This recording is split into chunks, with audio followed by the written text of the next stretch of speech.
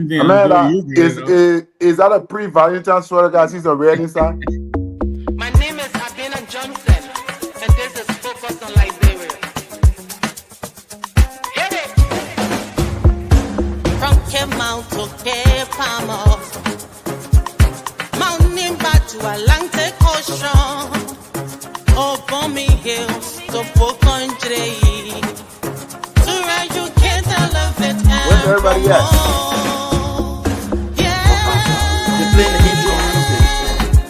Focus on Liberia.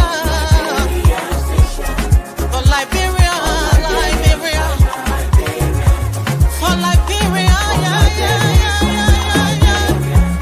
From Monday to Sunday. From Monday to Sunday. It's focus on Liberia.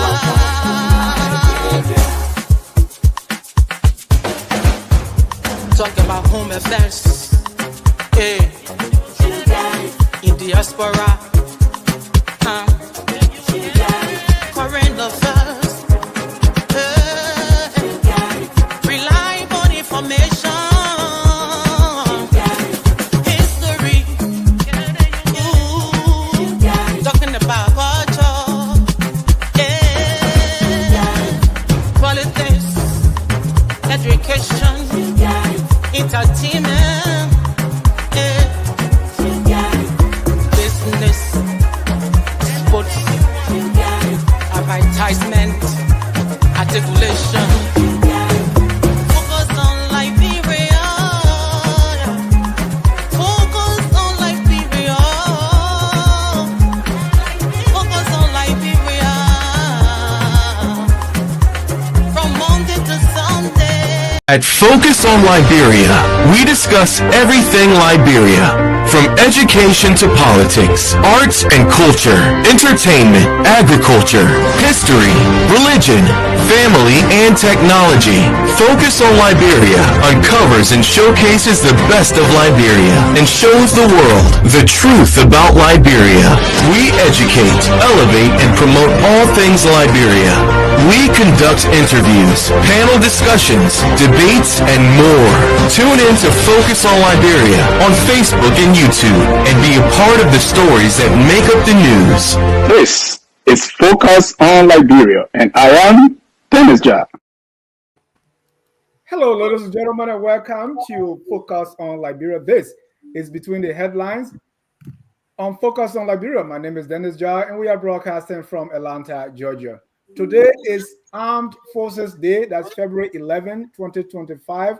We are celebrating Armed Forces Day, and I'm also celebrating the birthday of my big brother, Dave Jar, that my mentor and the one we in the family call our H. Bomber family. The no nonsense man. He's my mentor, of course, and I want to also dedicate the show to him. Happy birthday, brother.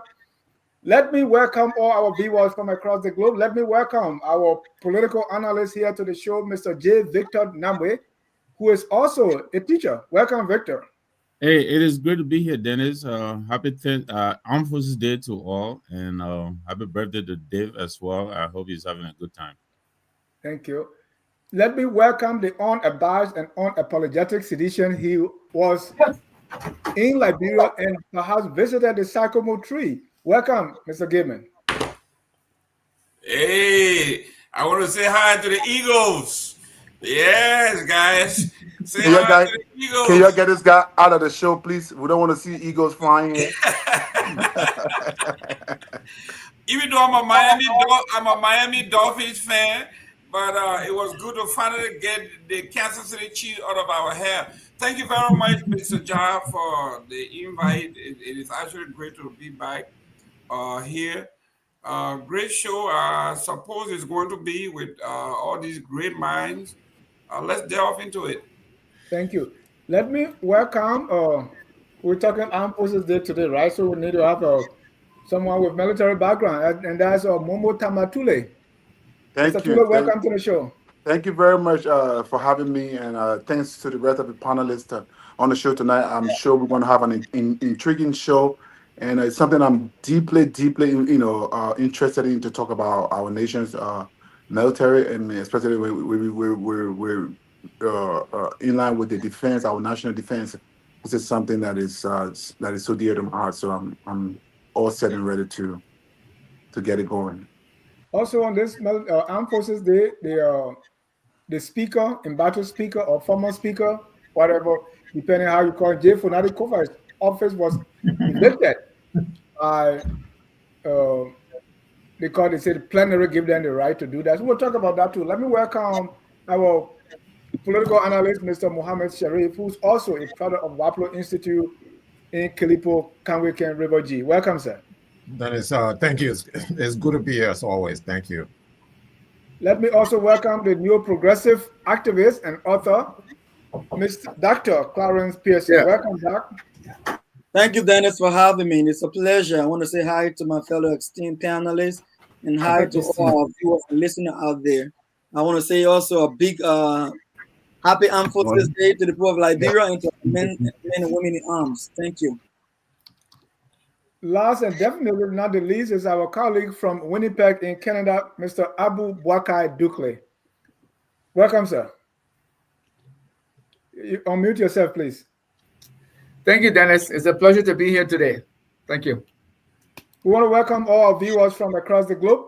This is Focus on Liberia, where we educate, we elevate, and promote all things Liberia. You will agree that by far there is no comparison when it comes to what we do here on Focus on Liberia. Balanced, professional, educative, and you name it. So if you want to learn, join us. Focus on Liberia is what we do. Now, so the two topics we're going to talk about today is the Armed Forces Day. Today, Armed Forces Day was celebrated under the theme sustaining the peace and security through stakeholders' engagement, the role of the armed forces. And also, Embattled Speaker Fonati Koffa, his office was ransacked. He was evicted. And those guys say, hey, we don't need court order. We just need plenary to tell us to do so. Mr.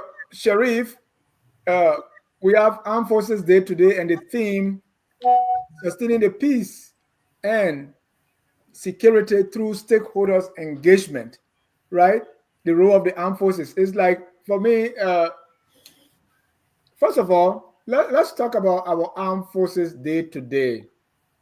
Just give me your reaction to the celebration, what you feel about Armed Forces Day today, and, you know, as we celebrate our armed forces. Mr. Sherry, let me start with you. Okay. Thank you, Dennis. I don't know what to feel about the celebration, but I want to give a brief backdrop, historical backdrop of the Liberian Armed Forces. Liberia has had a militia in you could call it colonial times, you know, or you know when the ACS when the ACS arrived in Monrovia right after independence in 1847. There was the militia, which was brought over from the colonial militia. So people like J.J. Roberts served in the militia. And the militia was engaged in real combat in the Southeast, specifically during the Crew and Gribble rebellions against the settlers.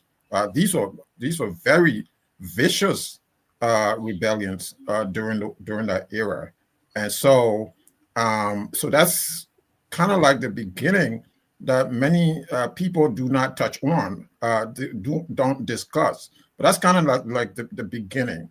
And then you fast forward to the 1900s, the turn of the 19th century, where after the Berlin Conference, when the Europeans decided to partition Africa, to steal our continent, steal our resources and different things like that, the Liberian geography was again victimized because the French were encroaching on Liberian territory.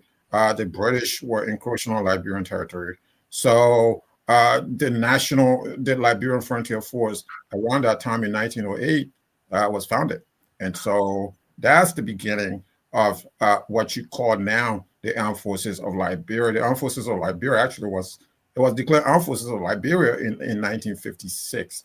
But the LFF during that time has been, and up to this time, and this is why I say I don't know what to feel because Dennis, the armed forces of Liberia as an institution has always been used during that time to suppress the Liberian people, to collect taxes, and viciously hunt people down in the southeast in different parts of Liberia to pay taxes. So the LFF was used as an institutional suppression. Charles D.B. King used the LFF to take people to Fernando Po. And you fast forward to Tubman time. Tubman used the armed forces for diabolical means, and you saw in the 1980s what the armed forces was able to do was spread violence all across the country. So this is the institution that we've had, and it is not good. It is not a good story. I wish I can share a good story about the armed forces, but politicians year in year out have used the armed forces to suppress the Liberian people. Thank you, Mr. Sharif. That is true about what the armed forces have done in the past. But someone told me that since the time of President Salif, that has been reformed, and so we have a more responsible armed forces of Liberia now. That I think you can celebrate. I just want you to close with that. I think that analysts whoever made that statement is correct for the most part. President Sirleaf tried to professionalize the armed forces, and I think now you see a kind of a reformed army. I don't know how far they've gone in that direction under the current administration, but the armed forces still have a very long way to go. In some countries, Dennis, I don't want to take up all the space because Yeah. my colleagues are here. In some other countries, when you talk about the armed forces, especially in the sub-region, places like Guinea and Cote d'Ivoire, you have the Marines, the land forces, the sea forces, the Navy, the Air Force, and the paramilitary gendarmerie. Even the police force is part of the armed forces in those countries. And when you come to Liberia, it's kind of different where you have the army, and we don't have an Air Force. We don't have none of a Navy. We got those things in name only.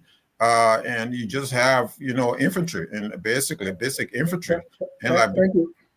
Thank you. Let me ask the military guy, Momo, just give me a little rundown of the Liberia armed force. What is it like today? If you can mute yourself, please. Yes, the brother just spoke well. He just sort of took out of my list a lot of things that I was about to say, but I'll just try to expand on what he said. So yes, we learned that during the alien regime, everything sort of transitioned right to this army where we all envisage will be that modern army, where our defense, our entire national defense will be modernized. But unfortunately, we are seeing the same IK way of, of doing things, like back from the days of old, how the army, how the military was treated in Liberia. It's the same way because we have, for me, I've had a lot of friends that are currently serving in the Liberian military that always complain about not being treated well. The welfare of soldiers are not being met. The basis where soldiers' benefits are not even being, put. Even the wages of soldiers are not up to a standard living wage. You see young soldiers are coming into the military not motivated because aren't anything put in place for these soldiers to be motivated, as in, those benefits, like simple benefits, like even free education for, I mean, if you sign up for the military, at least, I mean, maybe if you have a large family, but maybe your biological kids could either go to school for free. That could be a motivational factor to, to inspire a lot of people to want to join the military. But unfortunately, it's not that way. And to add up to what my brother have said, the Liberian military has a long way to go. Why am I saying that? You know, and let me be clear. Those who are currently the defense minister and I graduated from CWA together. The current defense minister, Geraldine George, the deputy minister for administration, and I also graduated from the College of West Africa. They are all my colleagues, and I have constantly said it to them in the back that look, there is a need to implement what I call the Defense Modernization Act, because he is the defense deputy for administration. I say it is in your hand. You can draft that simple legislation and try to push the head on defense and security either in the Senate or the House of Representatives to sort of transform the military. Because what it is today, it is not what it should be. I think we are far behind when it comes to our national defense in the sub-region countries, like especially where you see countries like Burkina Faso, Niger, and Mali moving out of the ECOWAS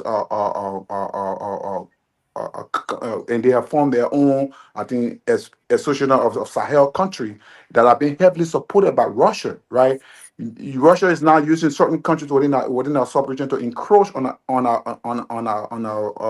encroach into West Africa, thereby using the military might in the future. They might take over West Africa. No one knows. God forbid. Hopefully that will not happen. But what I've always told my colleagues at the Ministry of Defense is to find a way to implement this simple thing. And maybe many of you guys have not noticed this, right? The name AFL is synonymous with what we call in the US, the US Armed Forces, right? I'm part of the US. I was part of the US Armed Forces, but I was part of a branch of the US Armed Forces, and that is the US Army. We have five branches: the Army, the Marine Corps, the Navy, the Coast Guard, and now what we call Donald Trump said or created what is the Space Force. Now we have five branches. What is happening in Liberia is a mistake of the past that we see. The entire parent organization, that is the AFL, is being put on one single branch of the military uniform. The AFL is on which was supposed to be the Liberian Army, right? On their uniform, they're not supposed to be carrying the entire parent organization on one branch uniform.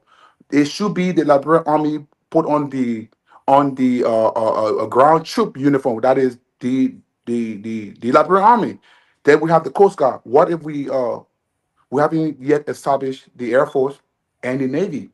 So I told them draft a simple legislation or draft a bill, take it over to the Armed Services Committee and let them know that look, this has been a mistake in the past. Maybe because we had the Liberian Frontier Force and we transitioned at the time. We only had one branch at the time, that was the Army, but we just decided to say the AFL and put it on one branch uniform. So why can't we just make this change? It doesn't require any money. It just requires you writing a simple piece of legislation and take it over and push that so that they can change that, because it is the parent organization. Although we should have the Liberian Army, maybe we might have an Air Force, we might have a Navy, and then we have a Coast Guard. So what if are we So going to take?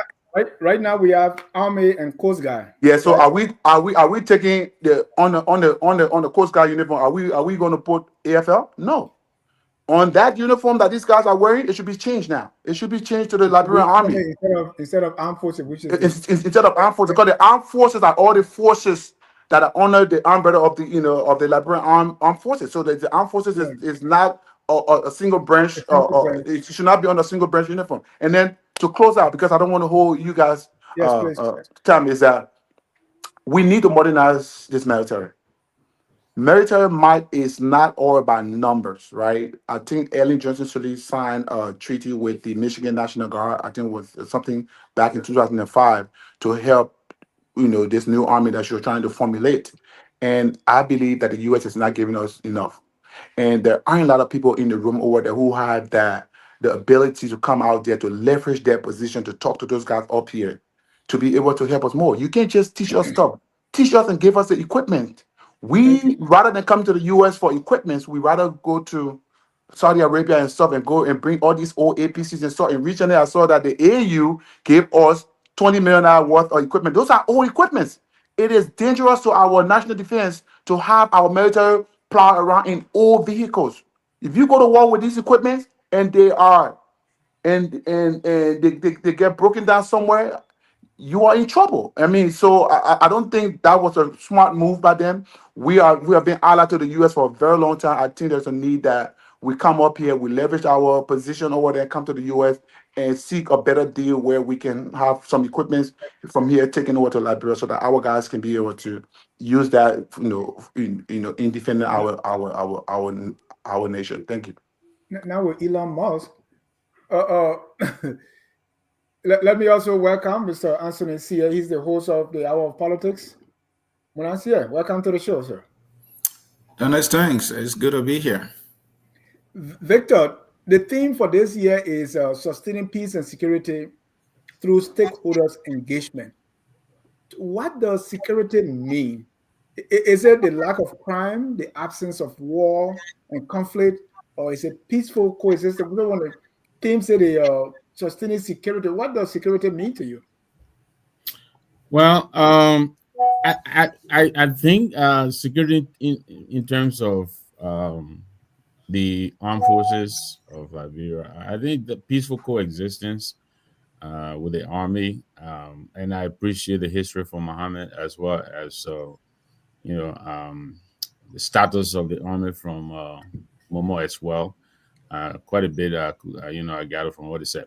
But look, especially from Mohammed's side, the armed forces of Liberia, in most recent decades, probably 4 or 5 decades, has always been an instrument of suppression, of dissent.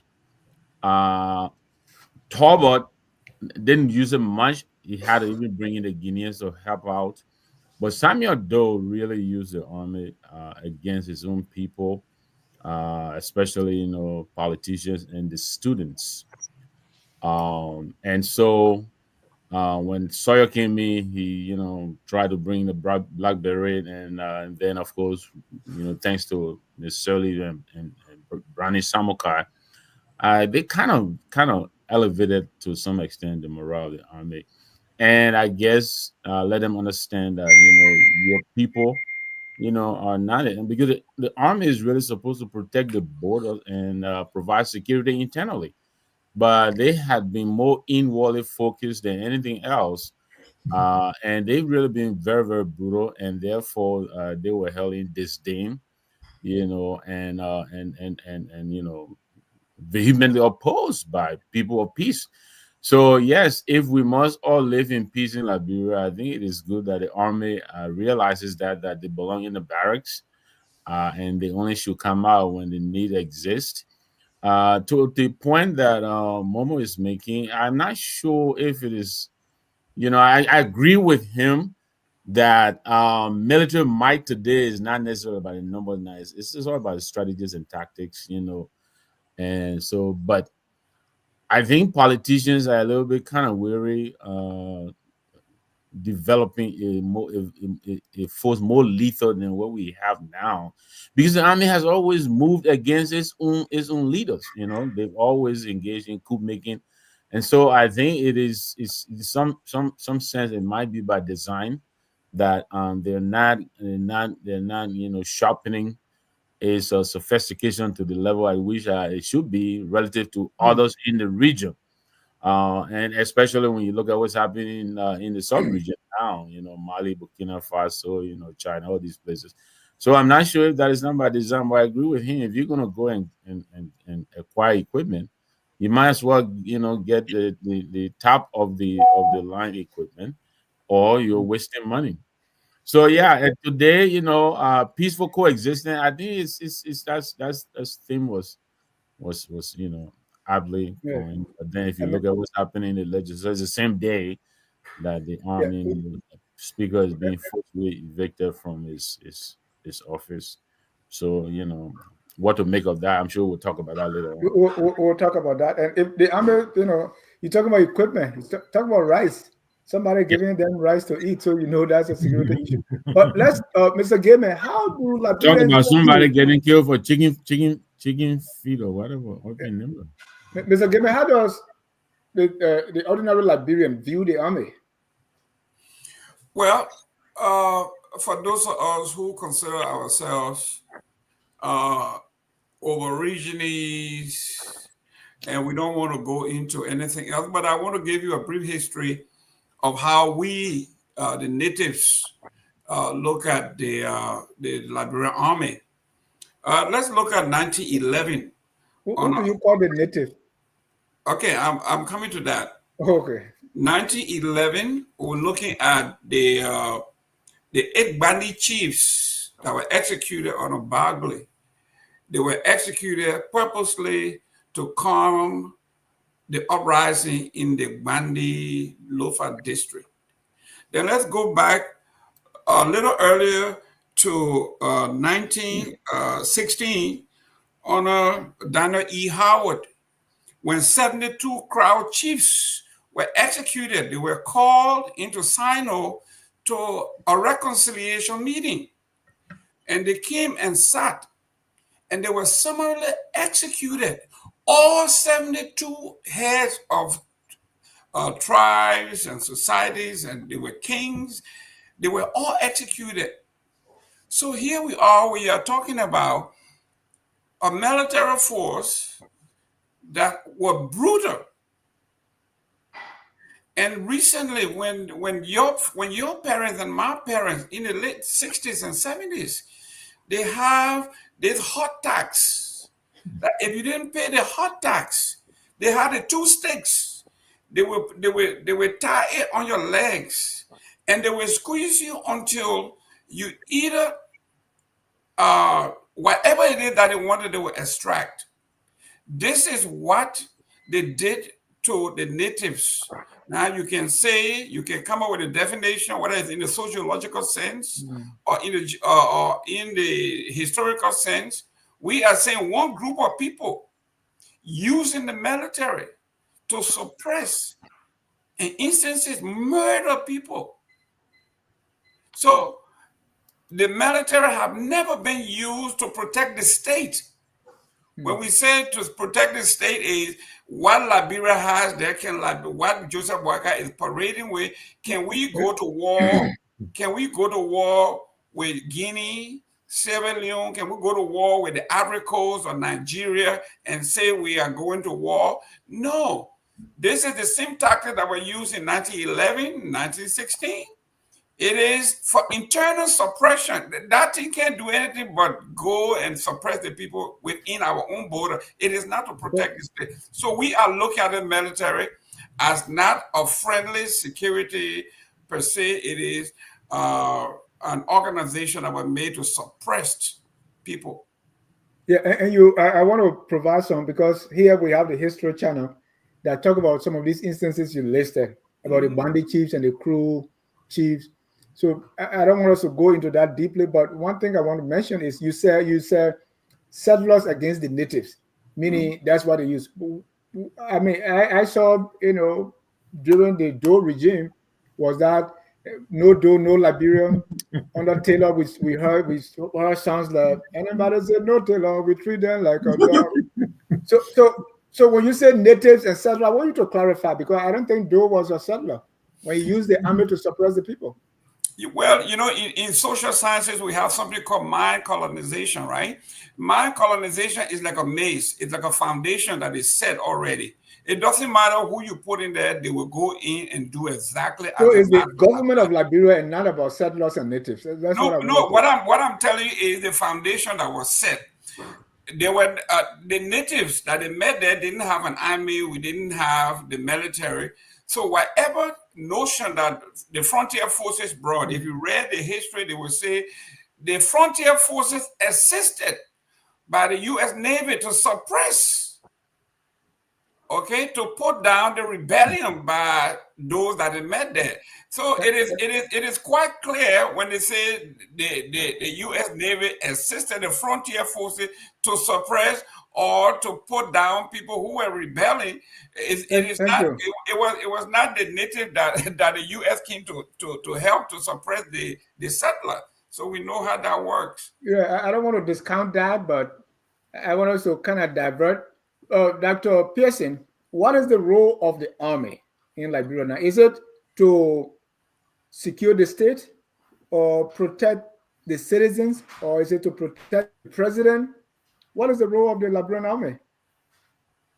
Uh, Thank you, Dennis. I just like to highlight that as we discuss the AFL, or the Armed Forces of Liberia, we should take, and I see you're trying to reference history, we should take keen note of the fact that history in retrospect usually doesn't paint the full picture until you can put all of the puzzle pieces together. So what I'm hearing from the initial history that is being shared here tonight, that it seems like as if the frontier forces, the militia forces, and the AFL has always been anti-indigenous people, like going after the what we call native people. Well, we need to balance out the history. That, like the question you asked, then it is quite concerning to know that it depends who is the commander in chief of the armed forces of Liberia at any given point in time. That the military will take direct instruction from that person. So, take for instance, Mr. Gayman, and I take nothing from what he said, and I respect the history that he provided. But under Samuel Doe, his initial instruction to the AFL after taking over, who even was just a master sergeant, or Nukor, as it was called back in the day, was able to get 13 men that was not of the indigenous grouping, a murder in cold blood at the BTC barracks, at the back of the BTC barracks, where we now got the PHP park.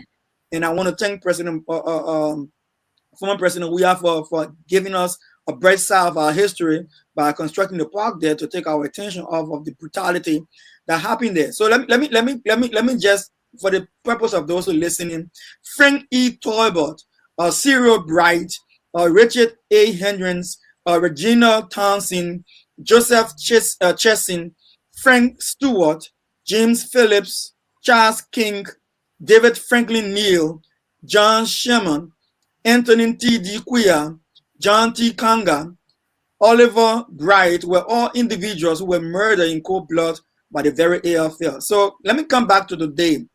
During our 2023 elections, if any of us pay keen note, you would have noticed that the AFL was supposed not supposed, but was seen to have been in favor of the opposition, especially in favor of Prince Wild Johnson conniving with President Joseph Yaman Boyka. And we did see journalists trying to critique that analysis and bring it to the forefront. And we understand that the proprietor of the Freedom FM radio was dragged to the barracks, invited to the barracks, got there without any form of jurisprudence. He was naked as an elderly man. I'm talking about what is the name? Sam Sion was naked, was brutalized, and then before President Weah and others had to intervene. And immediately after that, our brother from the AFL, Prince. What is your point? Is it the role of the army you're discussing? Was given a position. Dr. Pearson. So I see a trend there, and I think we need to be very cautious. Not only that he was given a defense minister position, but when the army wives rose up and talk about abuse and disabusing, abusing the army, and not giving a just benefit, even though he resigned, the president ended up appointing him again to NSA, despite the accusation against him, and the investigation to the army wives demonstration did not see the day of light. And lastly, before I close on this, don't forget, just the other day, former President George was traveling back to Liberia from abroad, and he was intercepted by the AFL at the same time. So I'm just saying, in short, that there are troubling signs, and we need to be very. I'm asking you for the role of the army. Listen, the role of the army is going to be what the commander in chief will get. Or conventionally, the army is responsible to defend the borders of our country, to protect the country from any foreign invasion. I know that's theoretical. It's in a book. But what has been their role? currently? We all said the scene. I was saying the scene just now. You said I was going off track. The army has always executed the role of the commander in chief on the instructions that were given them, and so they have not played the role that they should be playing, protecting the people of Liberia. They have operated at the whims and the caprices of those who are the commander in chief. It's as simple as that. You can get any other answer from me. Thank you, Mr. Dukley. How do Liberians view the AFL? Well, I think before I even tell you how I feel or how I think Liberian view the armed forces of Liberia, I would tell you that as an institution, probably the military or the Department of Defense in Liberia is one area where there is less corruption compared to other places, because usually the assistance you get from there, they will give you materials, they will give you things. There's no physical cash, or there's no money coming in for the money to change hands. With that said, I think the younger generation of Liberians really have very little understanding of the functioning of our armed forces, because if you go back 30 years, what we know is, Samuel Doe and what follows Samuel Doe. But for someone like myself and other fellow panelists, they've already established, we know that the armed forces of Liberia was used as an instrument of suppression, going way back from 1956 when they were declared armed forces of Liberia, and they have continued that culture to date. And I think the armed forces of Liberia is not any different. The culture that we've adopted after the war has not changed one bit. The intention was to modernize the Liberian armed forces so that the armed forces of Liberia can be a reflection of Liberia itself in terms of ethnic mixture, in terms of promotions and leadership in the armed forces. But unfortunately, we fell back to our old ways before the war. And so Liberians of today, they don't look at the armed forces of Liberia to be any different from other institutions. I mean, I heard someone on this particular program say at one time that Liberian armed forces members are paid comparable to other West African army, and I was just laughing my head off when I heard that. I mean, the armed forces is not any different, Dennis. They are underpaid. They are not equipped. Whatever little they have, thanks to Nigeria and other bilateral partners. But the Liberian people don't look at the armed forces of Liberia in any high regard, because, like I said, you see, people still have some anxiety coming from. Maybe that is due to ignorance. You think? Pardon me? Maybe that's due to ignorance because they don't just know. Yeah, I mean, yeah. I mean, if you want to use the word ignorant, that would be something that applies to everything in Liberia, because even yeah, I mean, you can say ignorance is part of it, but that includes everything else in Liberia, because of the way the armed forces of Liberia has conducted itself, and this so-called modernization is just on paper. In reality, nothing has changed. The mentality is the same. The only thing I can think of in terms of development, and even this is minute, because is to have people now who have master's degree who are in higher level positions. That's the only change that I can say. You know, the chief of staff, the commanding general, and in some cases the defense minister. But other than that, nothing has changed. The culture has not changed. The mentality has not changed. And these are the two things that will change, that will actually reflect what is it that we want. I mean, look, it does not matter where you are in the United States Army. The culture and the doctrine are the same. It does not matter if you are posted in Japan or you are posted in Germany. The posture, the mentality, the way they are looked after is all the same. These guys in the armed forces, they are not fed. They don't eat properly. They are not clothed properly. I mean, nothing has changed. Don't let anybody fool you. The same thing applies to all of our security apparatus. You know, if Nigeria feel happy, give us some number of Kalashnikov. Now they're not carrying pistol, they're carrying Kalashnikov. You want to call that change? No. The armed forces of Liberia, like any other security apparatus in Liberia, has not changed one single bit. Like I said, the only thing I would say is change. Now they are trying to, if you're going to be a commanding general or you're going to be the whatever, you must have a master's degree. And even that, if you have those people in those positions and the mentality and the culture have not changed, it means absolutely nothing in the real world. Thank you. So thank you. Momo, I will come to you because I see some disagreement in your face, and this is because of my 35 years of teaching, so I can tell. All right. but let me go to Mr. C. I mean, the way I'm hearing most of the panelists present it is like the army has been bad all through. It's just like, because we have 2 plane crashes, we don't even talk about the successful landing, right?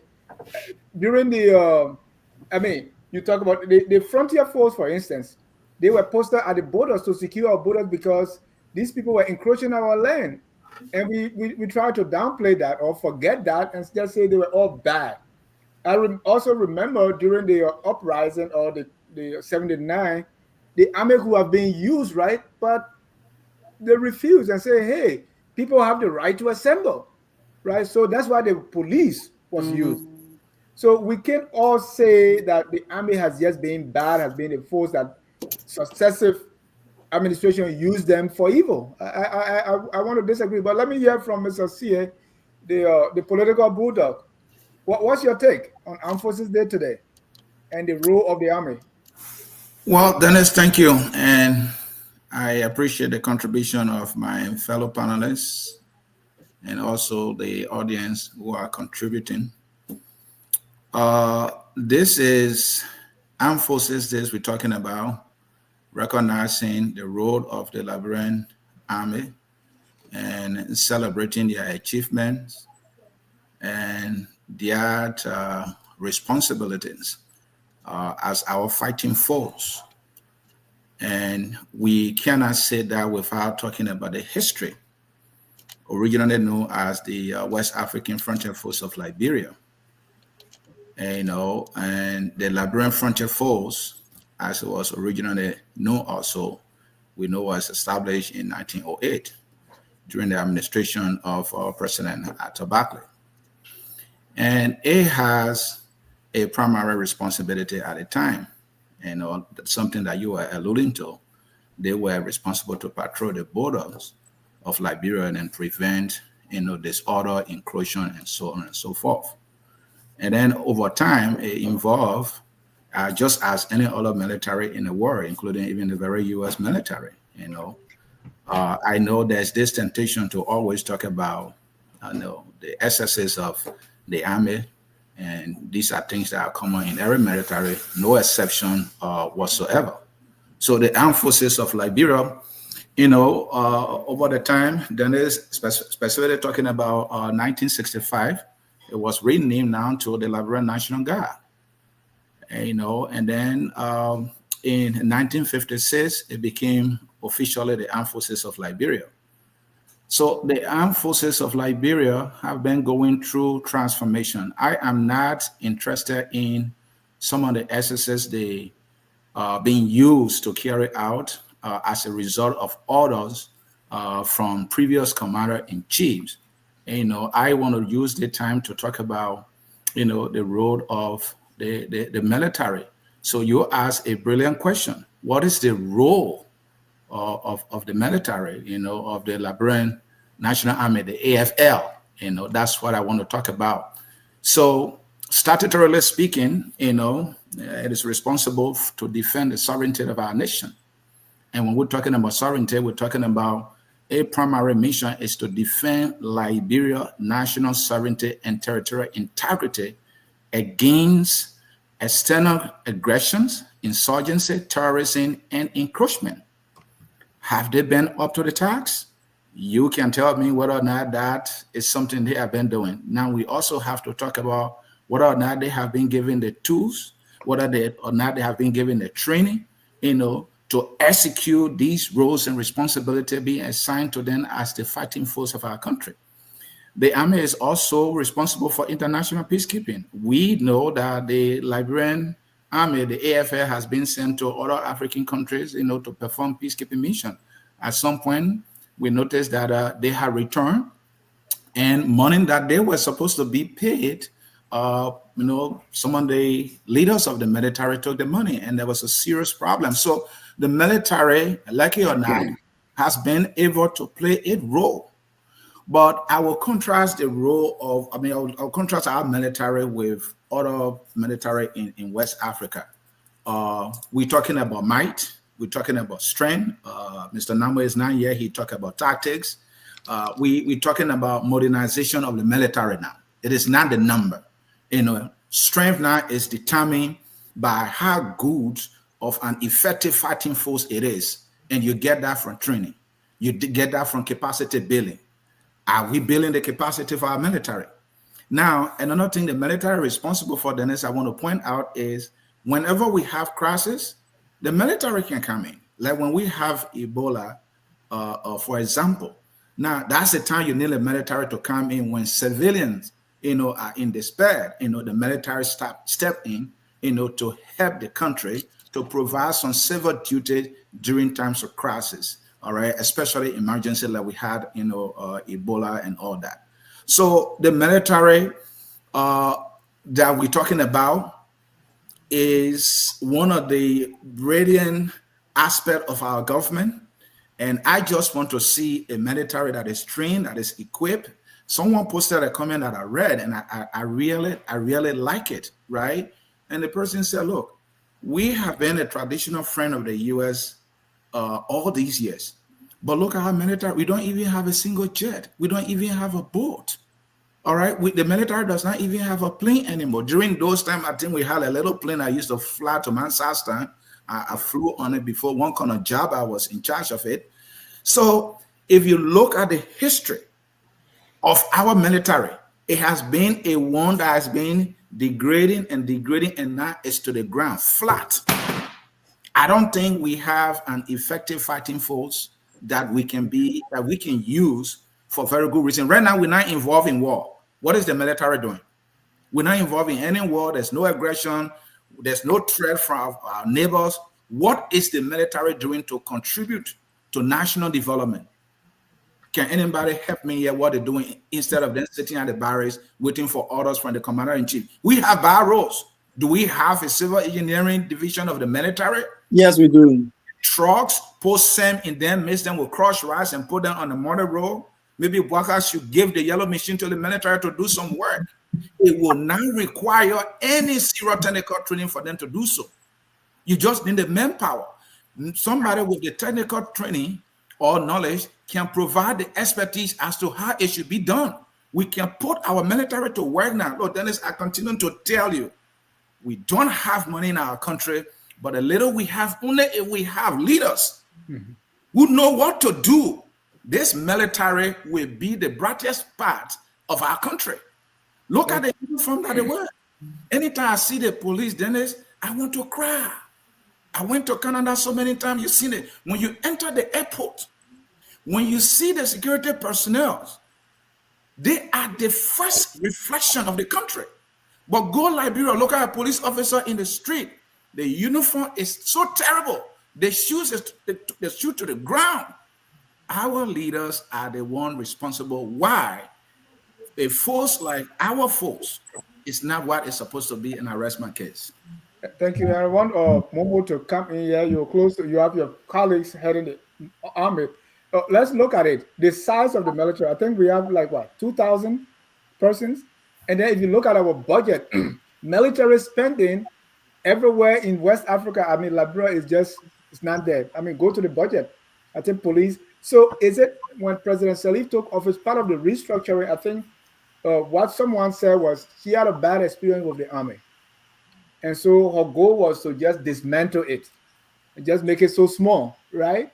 That they're not able to do anything when it comes to maybe giving them the training and the kind of force that they will be the one because people are afraid that the army is going to overthrow me. So let me just keep them, away. Just so they're not plenty. They've not been supported.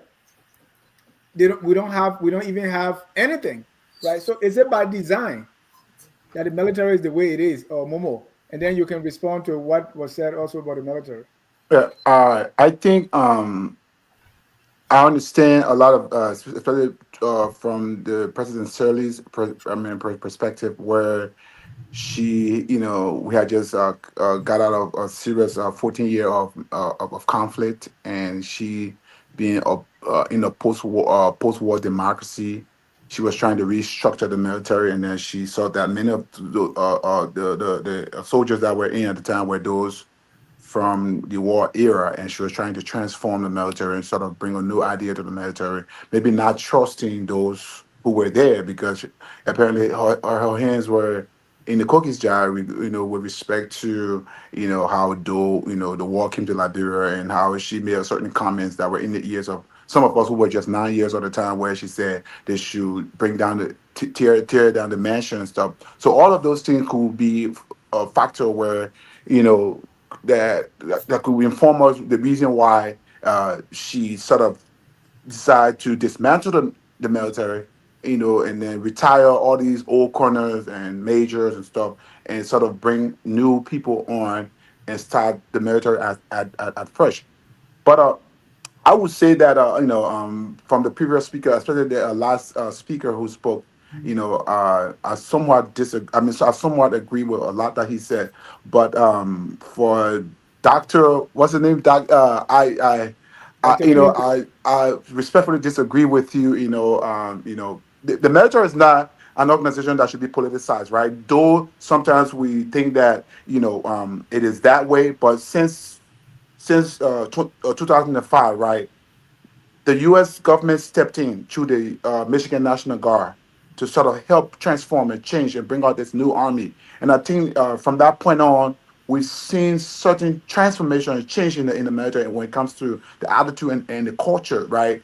Though it is not up to par, it's not up to what we know here in the U.S., but to some extent, they have made some significant improvement with respect to the training and the sort of culture that have been introduced to the AFL. We've seen that sort of discipline, new trainings that are coming. Though it's not enough for me. I'm still saying that it's still not enough. There are a lot that needs to be done with respect to equipment, logistics, and better training. Other than what, because I believe that we've been a strong ally to the U.S. dating back to World War II. I think we were one of the first African allies to the U.S. dating way back. So I think we deserve more, because the American presence in Liberia has been something of a tight history that we all can relate to. So we have history of our airport, being used back in World War II by the U.S. government to sort of gather themselves to go and fight in Europe and all of that. So because of that, I believe we deserve even more than what we are getting, especially some of us who sons of Liberia who came to the U.S. and saw this opportunity to give our life to protect and defend the United States against all enemy, both foreign and domestics, right? So I believe that we should be healing those young men and those gallant young men and women that are serving today. Let us give them their flowers. Yeah, actually, to serve is not an easy thing. They are doing all of this in the love for country. The fact that those young men and women will raise their hand in these kind of constrained times in Liberia, not taking any good benefit, but they are proud to say they are serving the nation. I think they deserve some sort of praise. And politicians might use them, but I don't think the issue of Prince Johnson that you were talking about. Prince Johnson was not on any political side. Prince Johnson was doing what a soldier should do. He was not taking instructions from anyone. Even as a military personnel, right? Your commander, if he's breaking the rule, though it's part of our three general order is to respect the officer appointed over you. that when he gives you order, you execute, but not all orders are executable. If you know it is against the Uniform Code of Military Justice and your commander tells you to do it, you don't have to execute that order and you can stand by it. Because when you are being when they are trying to chastise you or trying to punish you for that, you can refer back to your own military regulation or army regulation and say, I refuse to execute such order because it's against the Uniform Code of Military Justice.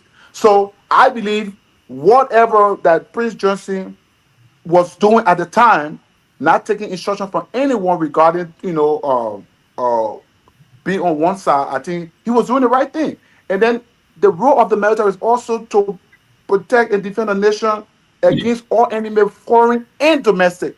So in any event that actions of citizens turn out to be inspired by domestic terrorism, right? It is the right of the commander in chief to call on the military to intervene.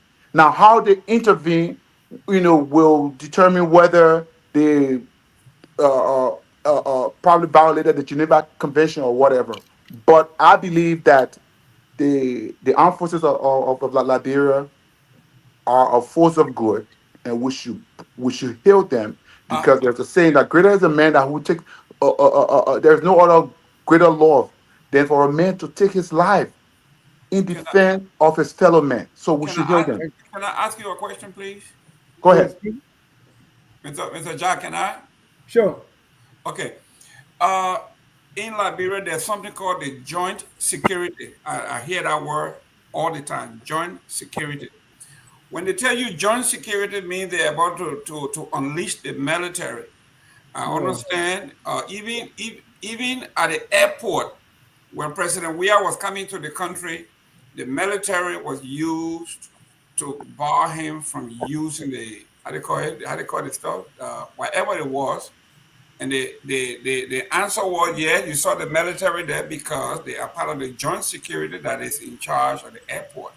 So because of this thing called joint security, when they use that, like you say, maybe that question you're asking, or you? No, I'm asking because he said go ask your question. It is a force for good. So, the former president coming into the country, and they said the army should stop him from using the facility.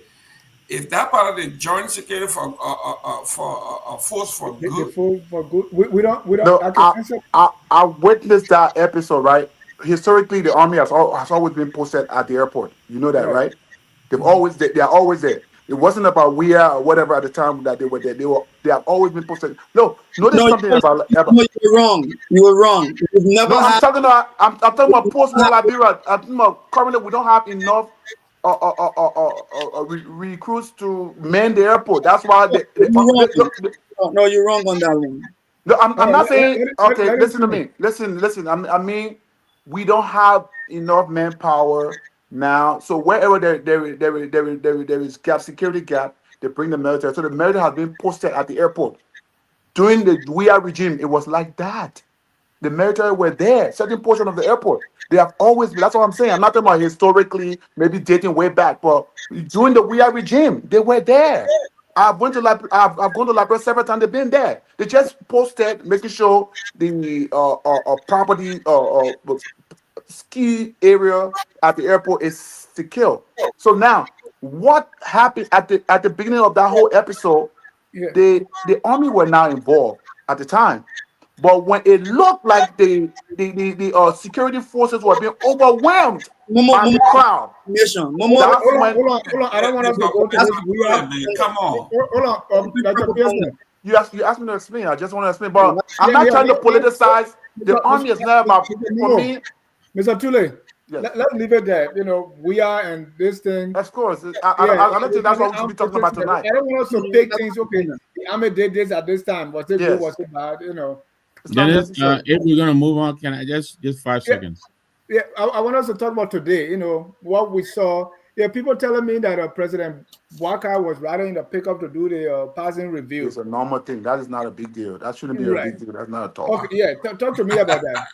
It's normal. Every leader in the world can choose what what medium or ways to inspect the guards, right? Okay. You can even Mr. Xi Tule, Jinping. Mr. Tule, Hold on, Gamer. are you actually a member of the U.S. military here? Hold on, No, Mr. Gamer. I Let him served finish. in the U.S. military. I served in the 2-1 Brigade, First Ammo Division at Fort Base, Texas. I Okay, served the as armor a division. combat Okay, that's fine. as Now I a understand it. as a Armor combat division, I understand. That's correct. as a combat engineer.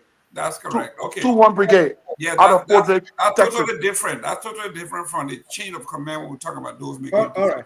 Okay, so yes, it is okay for a leader It is not on the okay. back Hold on, of a Mr. Gamer. car. Let him finish. It is okay for a leader, the commander in chief of the armed forces, to ride on the back of a car to inspect the guard owner. He can do that. It's not a problem. And what would make him to do that? What happened? Is it just based on what they Apparently, studied today? fatigue. Okay. Apparently, this man's an idiot. I mean, let's agree. Let us face the fact. This is an 80-year-old man. You don't expect him to be as physical as the Yes. we are or the alien at the time. When alien was president, she wasn't the age of Bwaka. Thank So you. I saw people putting alien picture how she was walking. Alien was not 80 at the time.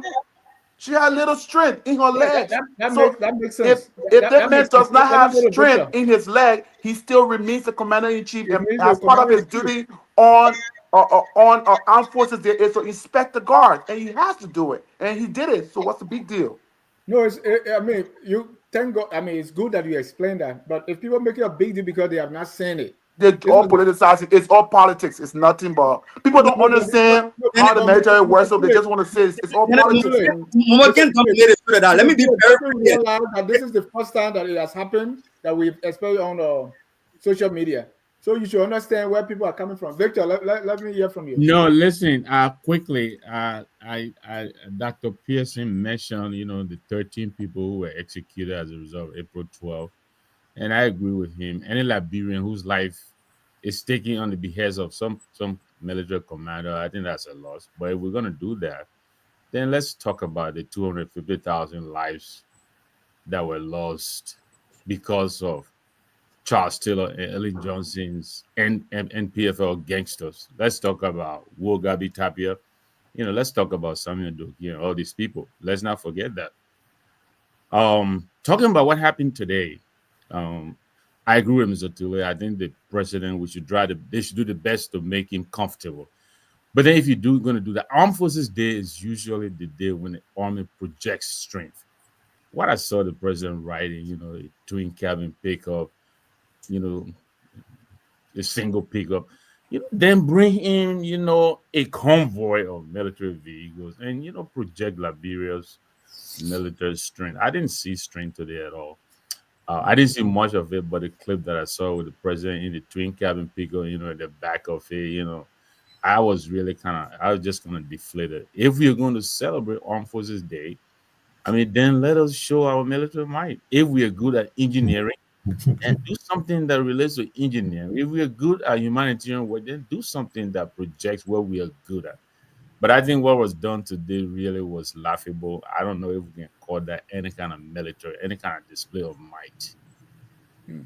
Thank you, Mohammed. We also saw, we saw that, and then we have the president of Sierra Leone, and somebody joke and say, "Oh, that a man family member," because President Bouakai time and time again has been accused of coming from Sierra, having family ties with Sierra Leone. Why was Sierra Leone picked? You think it have anything to do with being kissy and having people in Sierra Leone, or is it just that?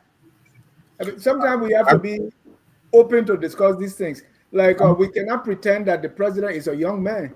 He's old and he needs help, right? Riding in a pickup.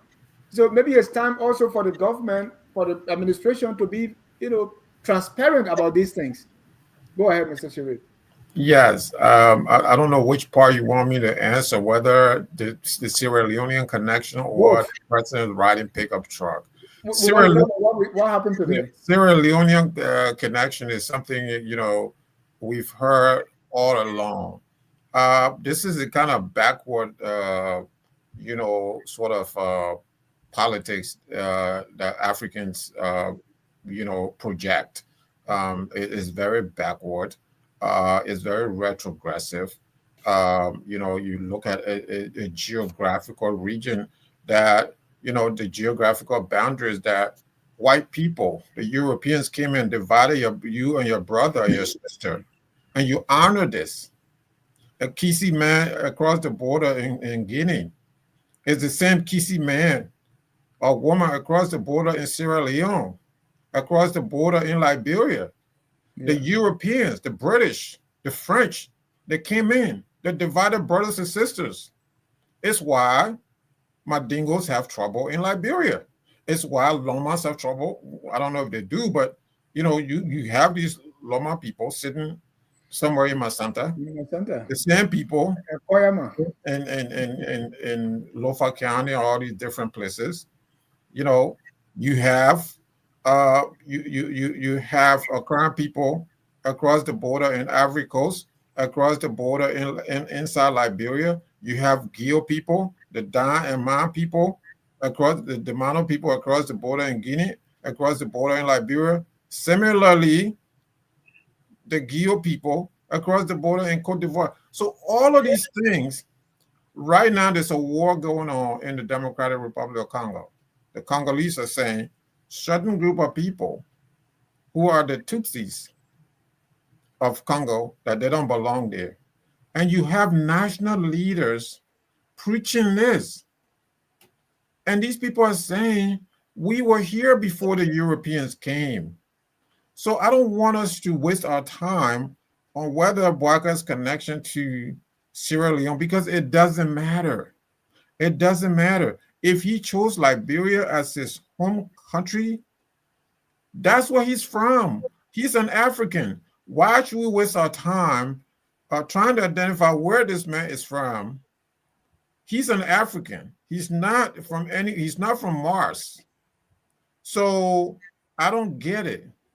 That such and such is a Gambian now, or now he's a Liberian. So what? That's why Kwame Nkrumah spent his life trying to get Africa together so that there's no division, so that we have the United States of Africa. And people like Tubman, who were in the pockets of the Americans, Tubman opposed this. The leader of Nigeria at the time, I forgot his name now, opposed this. So you have pro-Western leaders like Tubman who oppose this idea. And this is the very reason why Kwame Nkrumah was asking Africans to come together. We're all one people. If we did that, Jerome would not say tonight that we, the natives, versus they, Americo-Liberians, because at the end of the day, those people that came to Liberia, they are our brothers and sisters that were transported by the Europeans across the Atlantic. When they came back, they then saw themselves most time differently, which is again the mentality, the backward mentality of the Black race. And it's so retrogressive. So that's what I want to say about that. And it's not worth discussing. It's not worth our time, because all over Africa has been destroyed by this kind of politics. Thank you. Mr. Sia, let's come and let's go around the room now. Mr. Sia, Abu, and Clarence, on today. What's your impression watching the program? Dennis, I did not watch the program at all. Not a single clip that I take a look at. No, I did not watch it. Mr. Duque. No, Dennis, that doesn't mean I can't say something. Oh, okay. I thought you ended. No, I didn't end. Go ahead. I want to comment on this issue of some people always saying Mr. Bouaca is from Sierra Leone, he's a Kisi man, and so on. And, I'm glad that Comrade Sharif dealt with it sufficiently, but I'm still hungry to participate. I know, I can because this is sheer foolishness. We have our alien nationality law in Liberia, that provides the legal platform for anybody of Negro descent to be citizen of Liberia. our constitution, from my understanding, is also clear. So let's agree, for the sake of argument, Mr. Walker may have come from Sierra Leone. He's a Liberian now. He's a Negro. What is this nonsense, talk all the time? What was it nonsense? And it's not only in Liberia. In Ivory Coast, the same thing is there. Ivorians discriminate against people from Burkina Faso. Yes. All right. And all kinds of nonsense going on. We are against ourselves here. Comrade Sherry again could not have put it right. The Europeans came, they divided us, they separated brothers and sisters, they demarcated Africa, and now we see ourselves differently, even though we all have the same black skin. We are members of the same tribe. You have Kisi across there and here. I mean, come on. I was surprised when I was in Ivory Coast. I saw a group of people in Ivory Coast called the Baoulé people. These people speak Kru that I understand 100%. I was shocked. The Baoulé people in Ivory Coast, they are Kru. And then the group of people in Ivory Coast, I could understand them also. They are Red Cross. When you cross the Kavala, you want to discriminate the people, and now you stay here, you want to complain about Mr. White Man being a racist against you? When will the nonsense stop? How has that contributed to, national development in any shape and form? But I must say this too, because, Dennis, politics is something that I like. During campaign time, the politics of this person from this place, from that place, in as much as it's stupid, and I will be the first to say it, politically speaking, it's juicy. It's a way of trying to discourage others, voters, who have subscribed to the backward idea that this man is from Sierra Leone, maybe his great-grandparent came from there many years ago, so he's not Liberian enough. Some people subscribe to that foolishness, and so on that basis, they may decide not to vote for a particular candidate. This is how dangerous politics can become, especially during campaign time.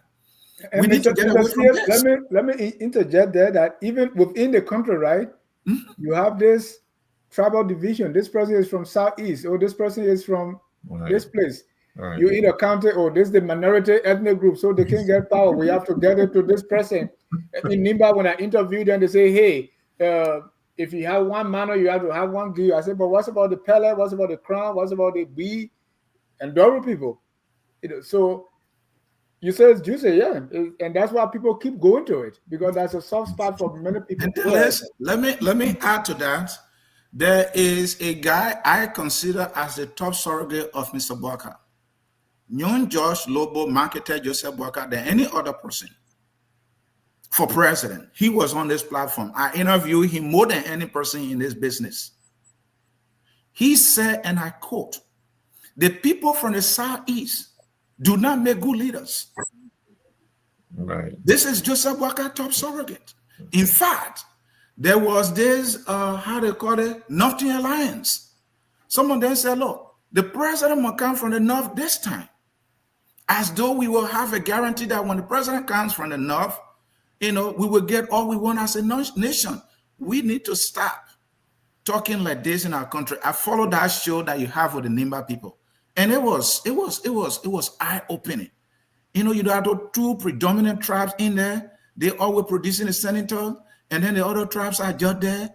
And now we say, oh, democracy is about the rule of the majority and so on and so forth. No, it's the rule of the majority though, but on the basis of qualification and competence.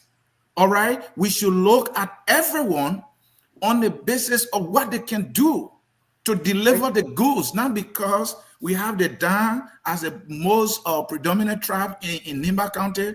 So the senator must be a Dan man, and out of a sudden now you think that's going to solve the problem of the Nimba people? No, it will not.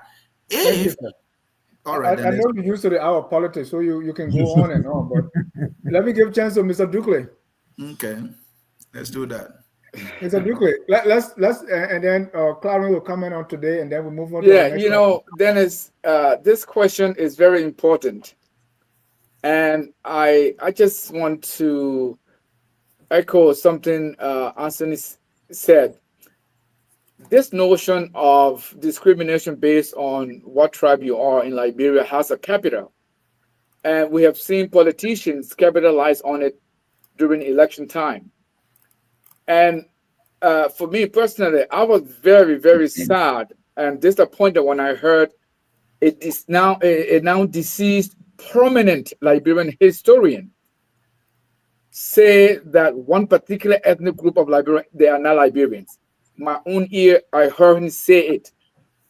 And I just couldn't help but to think, if a highly educated man like this speaks like this, what do you expect of the other people, the ordinary people?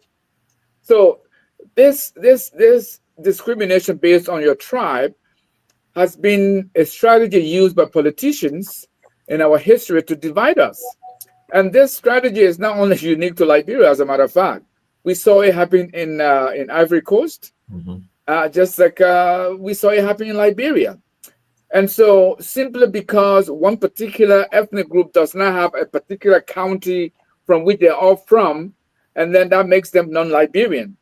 It only speaks to our level of stupidity and our inability to understand us as African and as people who were subject to colonial masters who demarcated our lands and divided our people. And this brings me back to, I was just listening to Raptel, is her last name Paley? I don't remember the last name, but her first name is Raptel. Paley. And during her speech, when she was giving the July 26th speech, she said something that I thought it was just so profound. When she said to the audience, we need to rethink the way we consider the United States. And I say this because when somebody was talking about the armed forces of Liberia being held by United States, this mentality of Liberian politicians always having United States as our backdrop for everything we do is also one of the reasons, is one of the major impediments for lack of political development in our country. And so this whole notion goes very, very far back. And it was exacerbated during our senseless 14 years war, where certain ethnic group of people were deemed to be non-Liberians, or others were deemed to be more Liberian than others. And even in the diaspora, I heard people say that one particular group was made Liberians by only Samuel K. Doe. It was Doe who made you guys Liberians. So these kind of ignorant statements, these kind of, things that people hear because they don't know any better. But if you hear somebody who is an intellectual, someone who lectures at the university, who's supposed to be helping to mold young minds, say something like this, what do you expect? So I was very disappointed. And I think now there is a bit of an acceptance, a lot more than it was before the war, simply because people have lived the consequence of hatred. People have seen what hatred does. And some of them have had personal experiences with hatred and the result of hatred. So I think to a lesser extent, there's now some level of acceptance than we had before the war, but we still have a long way to go in terms of accepting each other. I mean, it just I wouldn't even want to comment on something when somebody says Barker is a Sierra Leonean. It's just so nonsensical that it doesn't even deserve somebody responding to it. They have already had the same stupidity when they said Hassan Ouattara was a Burkinabe. I mean, this is the man who went to school in the United States as a Burkinabe because that's where he got the opportunity. When he graduated, he went right back to Ivory Coast, where his father was born, for God's sake. But it speaks to the way the colonial masters prepare our minds to divide us so that they can. Pardon me? I said sometimes those people internally, they too can be tribalists, right? Oh yeah, but I mean, but that is sometimes it can be a hypocrisy. But I want us to move on to our next topic. Time is fast spent. But Mr. Jai, before you go to the next topic, we got it. I mean, you are burning my time though. yeah, I know. Yeah, I'm not speaking. I want you to, I mean, close out on this military stuff because yeah. I think you guys getting totally off the topic, and you're talking about these No. leaders and stuff now. No, we're not off. We're not off topic. Everything goes. You know, we're talking about what happened today, right? So it had to do with people linking. Oh, why did he bring? Oh, I almost said Joseph Momo. Madabi. Why did he bring Madabi? Is it because of this? So we need to talk about it. All right. Let's move on to Fonati Koffa. But Dennis, I should have said something on that topic, wasn't I? Yeah, because of time, because on this show I'm like God. I can say, I can give right and also take it away. Mr. Pierce, God doesn't like you. So we move on. I want to give time for callers. Dennis, we said to that Subhanallah. Let's what did you say? No, let's go on. Let's go on. Let's go on.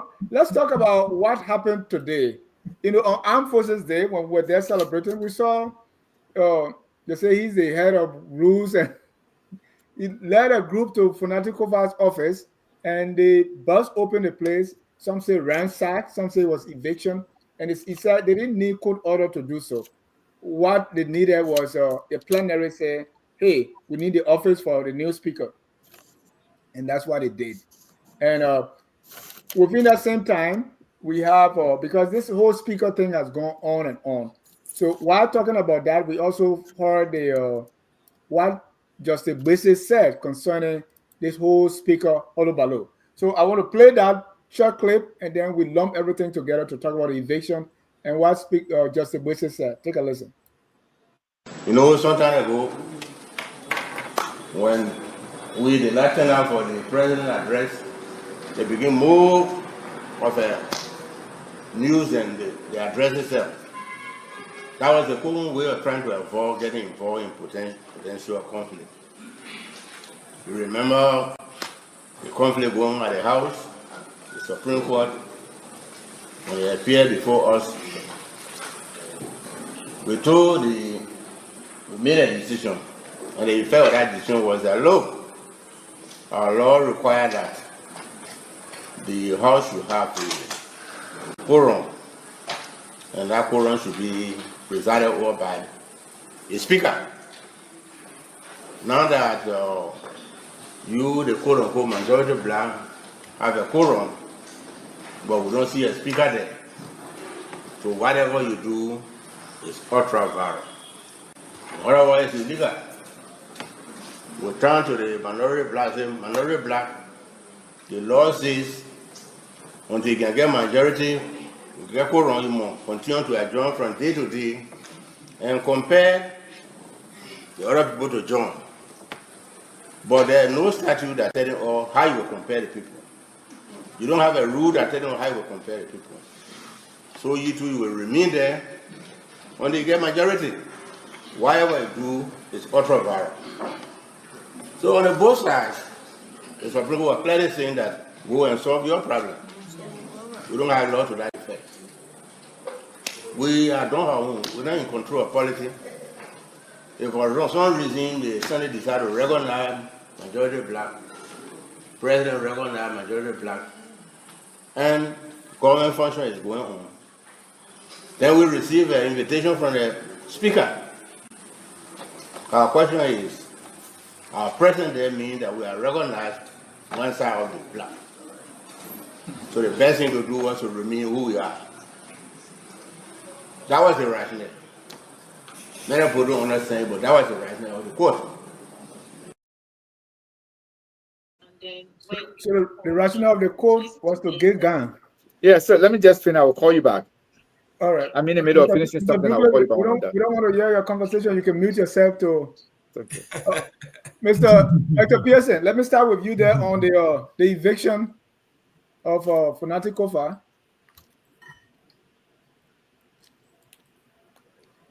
Dr. Pearson. Oh, okay. You're the God, so I gotta get a chance to learn. So when it comes to what happened today at the Capitol, first of all, I should say it was an unfortunate situation, especially so that we had guests in our country, and the both incidents happened simultaneously while the Armed Forces Day program was going on, and James Colette was at the Capitol building vandalized in the office of the Speaker of the House of Representatives.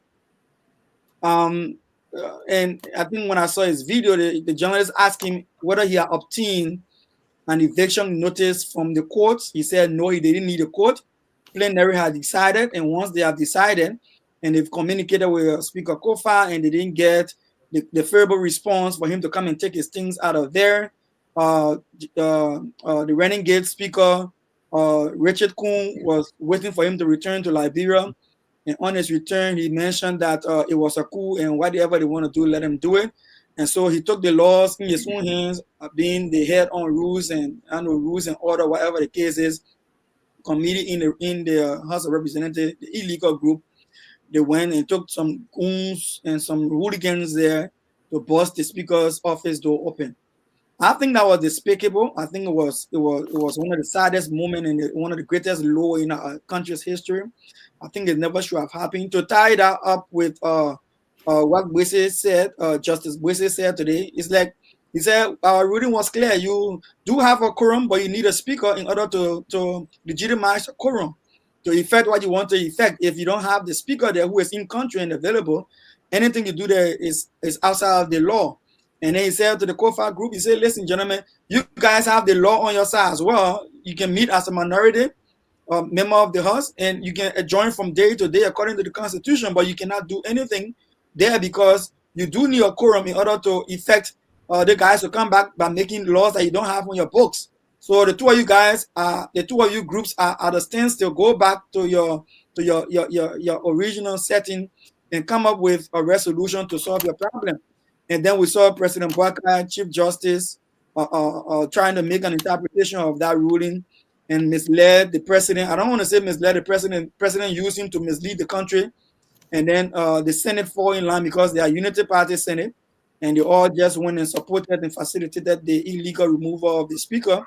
And today we saw, Monday we saw Justice Bwese giving this very big revelation that, listen, everything the guys are doing was wrong. That's why we even didn't recognize the speaker at the president's annual message. So just by not going there when the speaker Kuhn was made speaker even before the program, just tells us that our country is in a slum when it comes to the observance of the rule of law. And so therefore, I was wondering too if they will stay away from wherever the speaker is. Yeah, they will. I would prefer if anybody listen. I think President Bwaka should dismiss the justice minister. I think President Bwaka should dismiss his legal advisor. Bushu Ben Keita, because these guys have been misleading the president from day one. Everyone on the platform can admit majority of all the opinions of the president on these legal issues were mistaken. It was wrong. From new position to others, it was just a disaster, and he should fire these guys. Thank you. Mr. Gaiman, they said that the speaker of Fonati Koffa has not been going to work, but he's taking pay as representative, not as speaker. He's taking the pay. He's also, but his staffers are not taking pay. They asked him to send us the list, and he has not sent the list, but he's taking pay. Musa Bilete, who's also, they have a group now called Rule of Law Caucus, who's the head. He too is taking pay. He's getting his benefits, and they are not going to work. So this whole thing is just confused, isn't it? Well, first of all, what happened to Koffa today was plain burglary. There is nowhere in the world where the plenary supersedes the court. That's not how it works. If that was the case, then we don't need a court. And to make matter worse, Mr. Collet himself is a graduate of the Ato Grant School of Law. That's what made this terrible. But what is so sinister and most ignoramus about this, the office of the speaker is not a building per se. The speaker can operate from anywhere, even from cyberspace. So you can take the office. Fonati Koffa can sit in his bathroom and run and say, I do not recognize this man. He can sit anywhere. So it's not a physical office. It's the authority in this guy, just what the Supreme Court spoke to. So this thing about we don't need a court order because we are the supreme leaders of this country. We don't need a court. I think Mr. Chief, the justice said it's also ultra varied. It makes no sense. But this is where, in fact, someone said uh, President Bill got his security alert from Sierra Leone that there was something going on at the Capitol. Okay, because all presidents do get their security alerts. So this is where we are at this point, and I'm saying to myself, why are these people behaving this way? It is not the office per se. It is the person, the speaker. This man doesn't recognize you. The court doesn't recognize who you are. You can break the office. You can take his chair. You can do whatever you want to do. It doesn't change anything. So I mean, like I just came back from the place. People walking on eggshell because you do not have a legal system on which you can rely. You can't go to the courts. So it's kind of scary. Thank you. Mr. Nabo, let me come to you. What stops Koffa now from taking his own security people to go and reclaim the office? Absolutely. I don't see what stands in his way other than the fact that he doesn't have the might of the government behind him. But I think what the guys are doing at the Capitol is pure gangsterism. Basically, the might determines, who is right or wrong. I think what they're doing, if the president is not very careful, this could really be the beginning of the unraveling of his government. This nonsense has been going on, I think, since December. If I'm not sure, if it's not even October, you know, how dare they tell Kofa he's not going? Are they going to work? They have been at a hotel being sponsored by the government of Liberia. Where does that money come from? Who gave them that money and they're living at a hotel? How dare they tell Kofa he's not going to work and he shouldn't be taking pay? They have been spending our money and getting paid for doing nothing. And then they, and I agree with Jerome, and also I believe it was Dr. Pearson. I think the Justice Minister's qualification and his judgment needs to be called into question, because we've always said he misinterpreted the Supreme Court ruling, and now it is very clear the very justice who was unbenched with the rest of the group is saying that's not what he said. What he said is, and why now? I mean, after after the isn't fact. that too is part of our problem. Why now? Yes, they could have made this clarification a long time ago. They have a bill of information on their decks that they have refused to act on. You understand me? Yeah, they know they boycotted the state of the, Quickly, nation. let me go to They themselves could have been more forceful to help this situation. It's just very unfortunate. Yeah, Mr. Tule. Yes, like all the other speaker, I think today what I saw was unfortunate. I think they should have used the court to do such an eviction. You can't depend on plenary alone to effect such eviction. I think it's totally yeah, totally ultra violent as they said. But this exact same court is confused because I think I did see the chief justice today at the Armed Forces Day program right by the speaker. What does that say about the court? I mean, the court recognizes Cohn as speaker.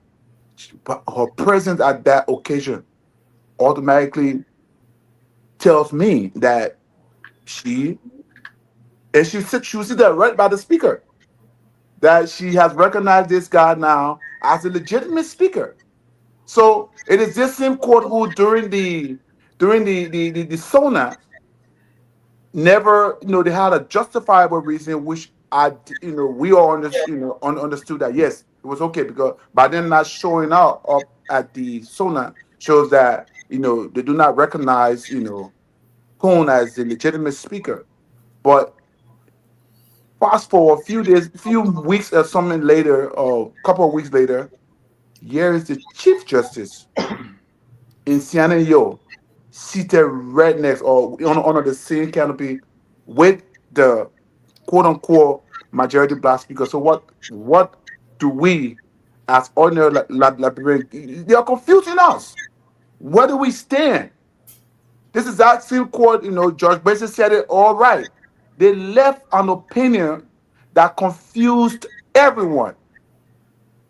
That this group does not have the minority group should compare the majority group to come into session in order for them to have, to conduct the affairs of the Liberian people. If they can't do that, or the majority group, so it's just the desperate in that state of chaos that we the ordinary Liberians, that we don't know where where they stand, especially so when I saw her today. So hey, this is the political game more than legal stuff, right? Legally, it's totally wrong. Politically, one side is winning, and the side that is winning, automatically you could see today that if they for me, I think today Kuhn was being projected as the legitimate speaker for just by seeing the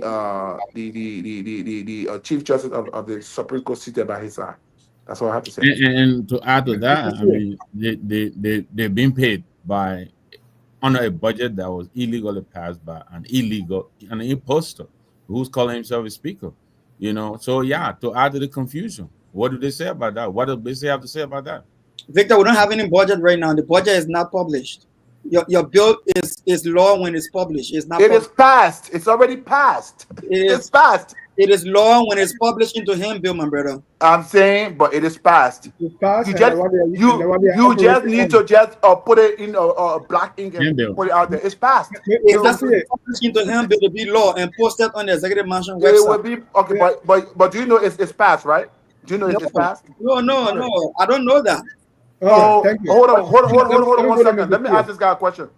Here in the U.S., when we almost had a government shutdown at 12 midnight, when they came to an agreement, was it published to hand bill before we had a CR? Hold on, let me finish. So sometimes it is already done. They just have to forward it to the clerk to finish up the rest and throw it out to people. That's all. But it's done. Your law says a bill has become a law if it is published in the handbill. If it is published in the handbill and posted on the Ministry of Finance website, we have copy. We're taking it straight to the Supreme Court. It is not. Thank you. That's technicality. Let me go to Mr. C. And I forgot this to mention that during the celebration, I think the guy who introduced Julius Matabio quoted Abraham Lincoln. I mean, where Liberians come from? Don't we have people in Liberia to quote? This guy is quoting Abraham Lincoln. Why can't you quote me? Have you not read my books? Have you not read my? And it makes me sick. Anyway, these people don't read. You publish your book in crayon. How would the book quote your book? Mr. T. Man, look at speeches from Dr. Sawyer, from Plenyo Buiwolo, D2, Tuan Ray. These people have written books. And they have made a lot of speeches. And you still quoting Abraham Lincoln. Nothing makes me sick in Liberia when I hear that. Liberia doesn't cherish her own. That's all. Oh, at least quote Joseph Momo. Quote somebody from around you. Mr. C, let's go to the eviction. Dennis, thank you. For the eviction thing, I saw the video. I didn't call it eviction. They said as a burglary. Yeah, man. What is it? There's nothing to and that's the way each person sees it, right? Then it can be a burglary. And this statement that look, this is a plenary decision. This is the first branch of government. Majority bloc has come up with a decision, and so we do not need court order. And it is coming from lawmakers. Dennis, if you have not seen any indication that our nation is in deep trouble with the kind of leaders we have, this one is clear. These are lawmakers, people who, even if they didn't go to school to learn that, the fact that they sit in the first branch of government should have a clear-cut understanding of what we call check and balances. We have three branches of government. It is the court that gives order for eviction. A police officer cannot even carry out any eviction without a court order. For a lawmaker or lawmakers who should be able to get an eviction notice from the court to carry out any eviction to not have done that, because they feel that the legislature is a separate country. And now they are the judiciary branch of that country called the legislature. Then it's the level of stupidity and foolishness and nonsense. We will come to terms with this. Why are we teaching the people who should be coming after us as leaders? Can you imagine this? That this is a decision for the plenary. I mean, we are our own here. We can do anything we want here. We have laws in our country. If you want to evict this man and you think that he's not your speaker anymore and that you have the designated office where whoever is elected as speaker by you should sit in and another person is occupying it, and you think that that person is occupying that office illegally, get a court order for Christ's sake and carry that on. But no, they won't do it. But the justice minister told them to do it after 5 years. Who are politically drunk.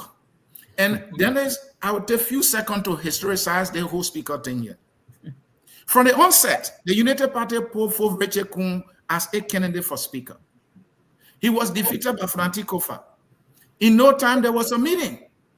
The president was accused.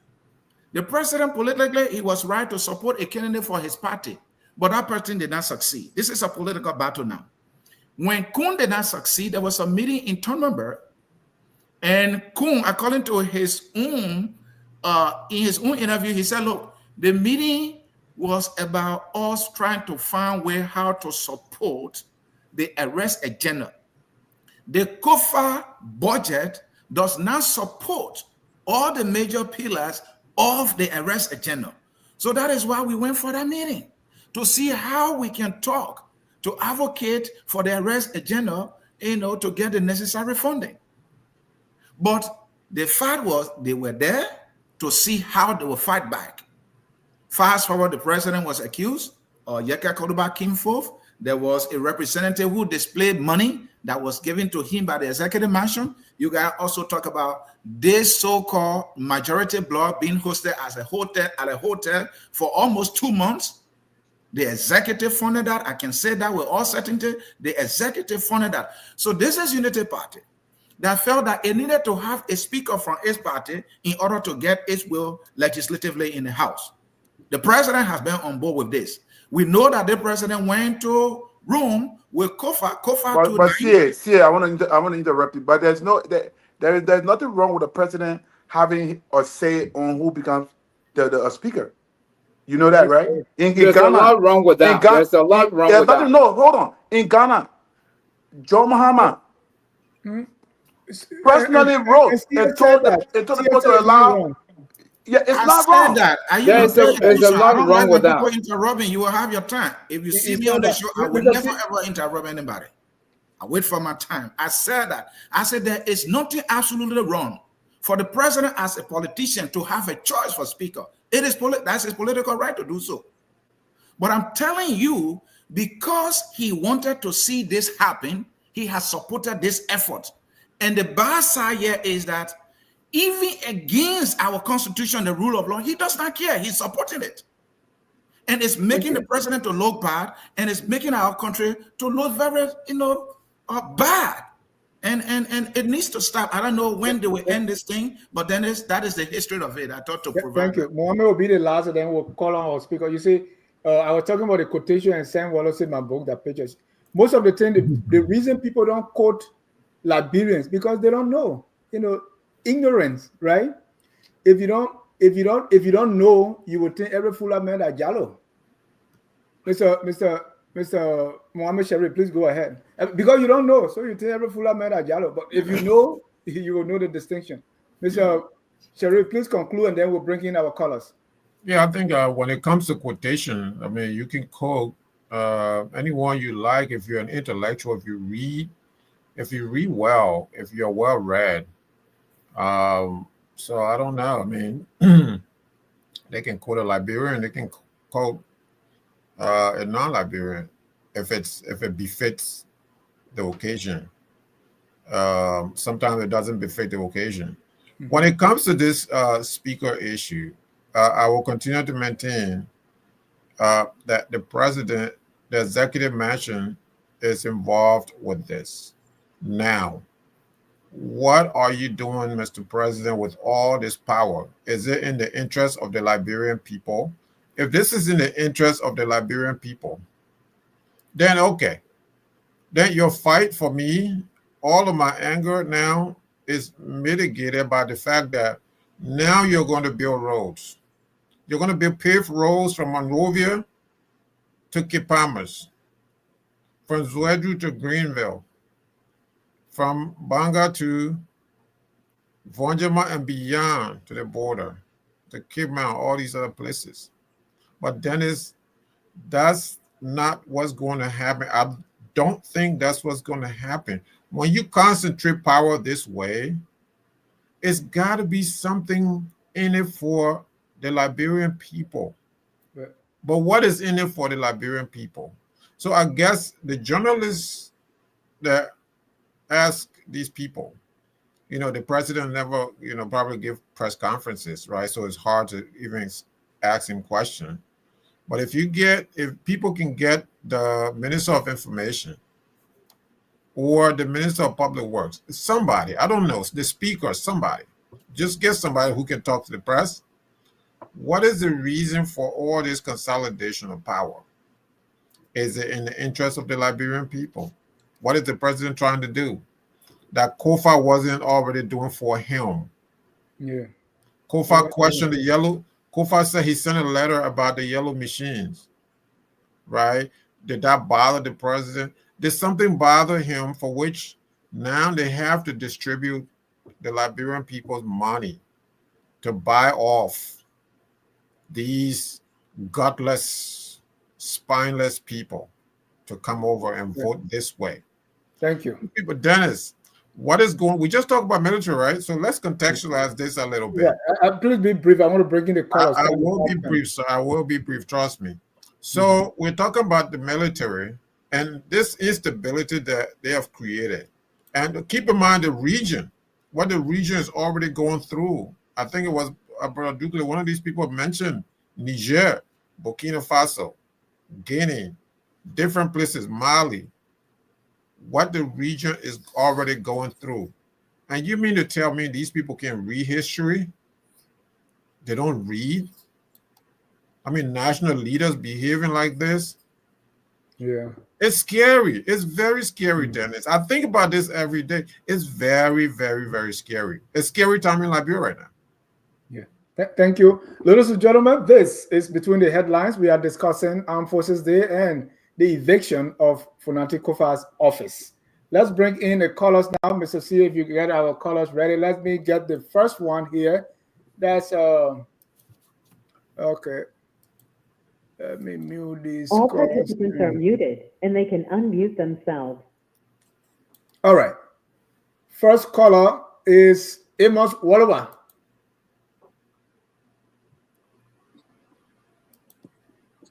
Amos Woloba, are you there? Mr. C, are you? Yeah, hello. This is John Yomi. Can you hear me? Oh, John Yomi. Oh, is your phone say Amos Woloba? Yes, John Yomi. Can you hear me? All right, go ahead, John. Yeah, John, go ahead.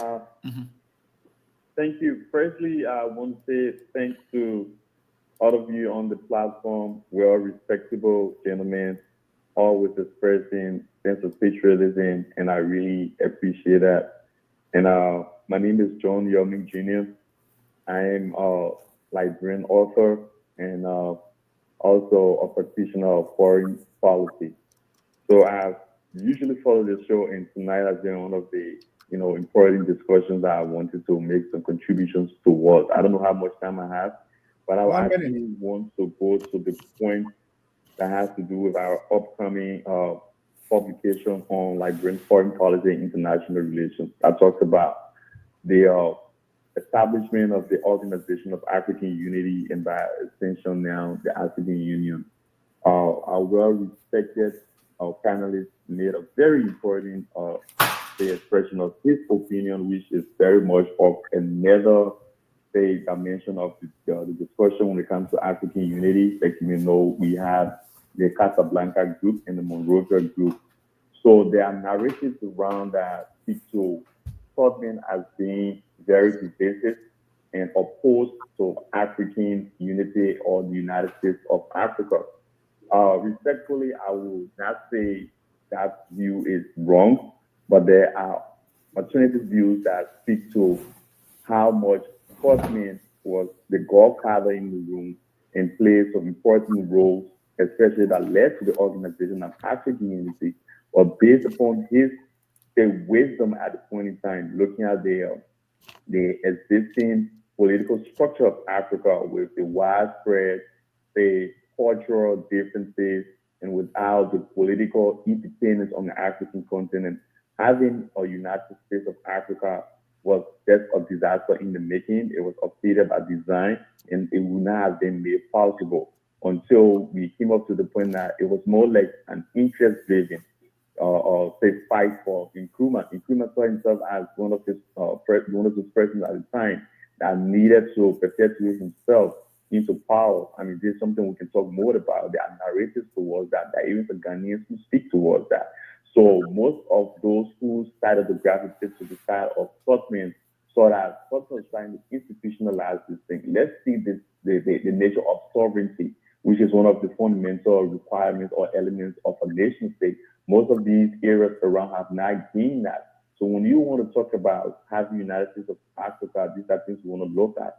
So the Casablanca group has their agenda, mostly Francophone countries, and Tubman on the other side, having some other countries around and have their own objectives. So whatever the case may be, the big opportunity we have now, or the biggest opportunity we have now, is to see how Africans now can learn from those lessons while we could not, come together as one big, strong, and powerful political entity and having other economic strengths and advantages, and how now we can do that. It is possible. I mentioned this in my previous book, Liberia in the Colorful World of Diplomacy, under chapter 2 that talks about cultural diplomacy learning from the European experience. Europe was at war for the larger part of the, let's say, 20th century, up to the mid-60s, the mid-60s, Europe had, pieces and many competitions around. But when they saw the need to have one passport system, having inter-exchanges of students, having several tariffs put down, cross-border trade or train transportation moving from one place to another, you could see that intermarriages started to happen. Kids that went to school started to learn different languages of all these countries. And now you have seemed to be one of the most peaceful places on the face of the earth and very prosperous too. So I was just giving an example like in the MRU region.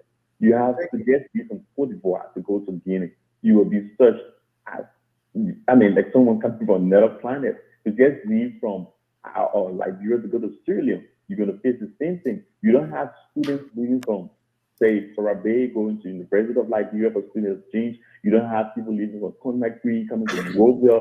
Same with people leaving from Monrovia going to Cote d'Ivoire or Abidjan or Yamoussoukro. So Thank you, John. We have to look at right now, which has turned out to be one of our major focuses, is cultural diplomacy. Politicians will not do it for you because they're looking for the loopholes. John, you want to see why there should be yes. Sorry, we don't give more time. Each caller usually have a minute. Okay. So I will say this. I know we're working on something so that you have more time to share, your perspective on this very serious matter, especially bordering around diplomacy, and other things. I do appreciate it. So thank you. That's why I asked in the beginning. I didn't know the time a lot, but I'm really happy that we can have these kind of conversations. And your platform, the way you're doing it with that sense of civility, the etiquette around it, people respecting one another. There will always be, diverging or differing views, but at the end, we should lead to something. Yeah, I think cultural diplomacy is why we need, like yesterday, our people need to come together. Thank you. Our policymakers need to Let's bring on Hassan Kone. because they're looking for the loopholes. I can tell you for sure. So thank you for affording me the opportunity, and thanks for. Thank you, John. Mr. Hassan Khan, you are live. You have a minute. Yeah, awesome. And thanks for taking my call. Thanks for the show tonight. Great show. Just a couple of points that I want to make, and I will be a little controversial when I say these things. All of these things that we talk on the show today, they all sum it up that basically I come to the conclusion that we are inferior people, not individually, but collectively as people, we are inferior.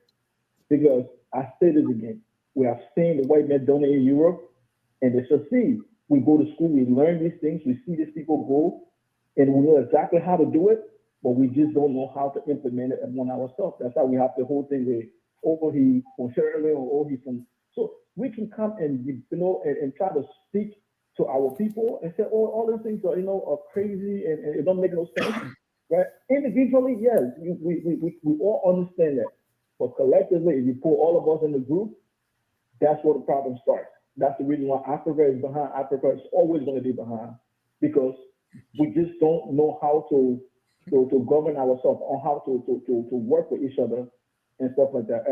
As far as the thing that with the situation at the House of the Speaker office, breaking the office and not following the law and actually misinterpreting, what the Supreme Court ruling was, it also goes back to our inferiority again.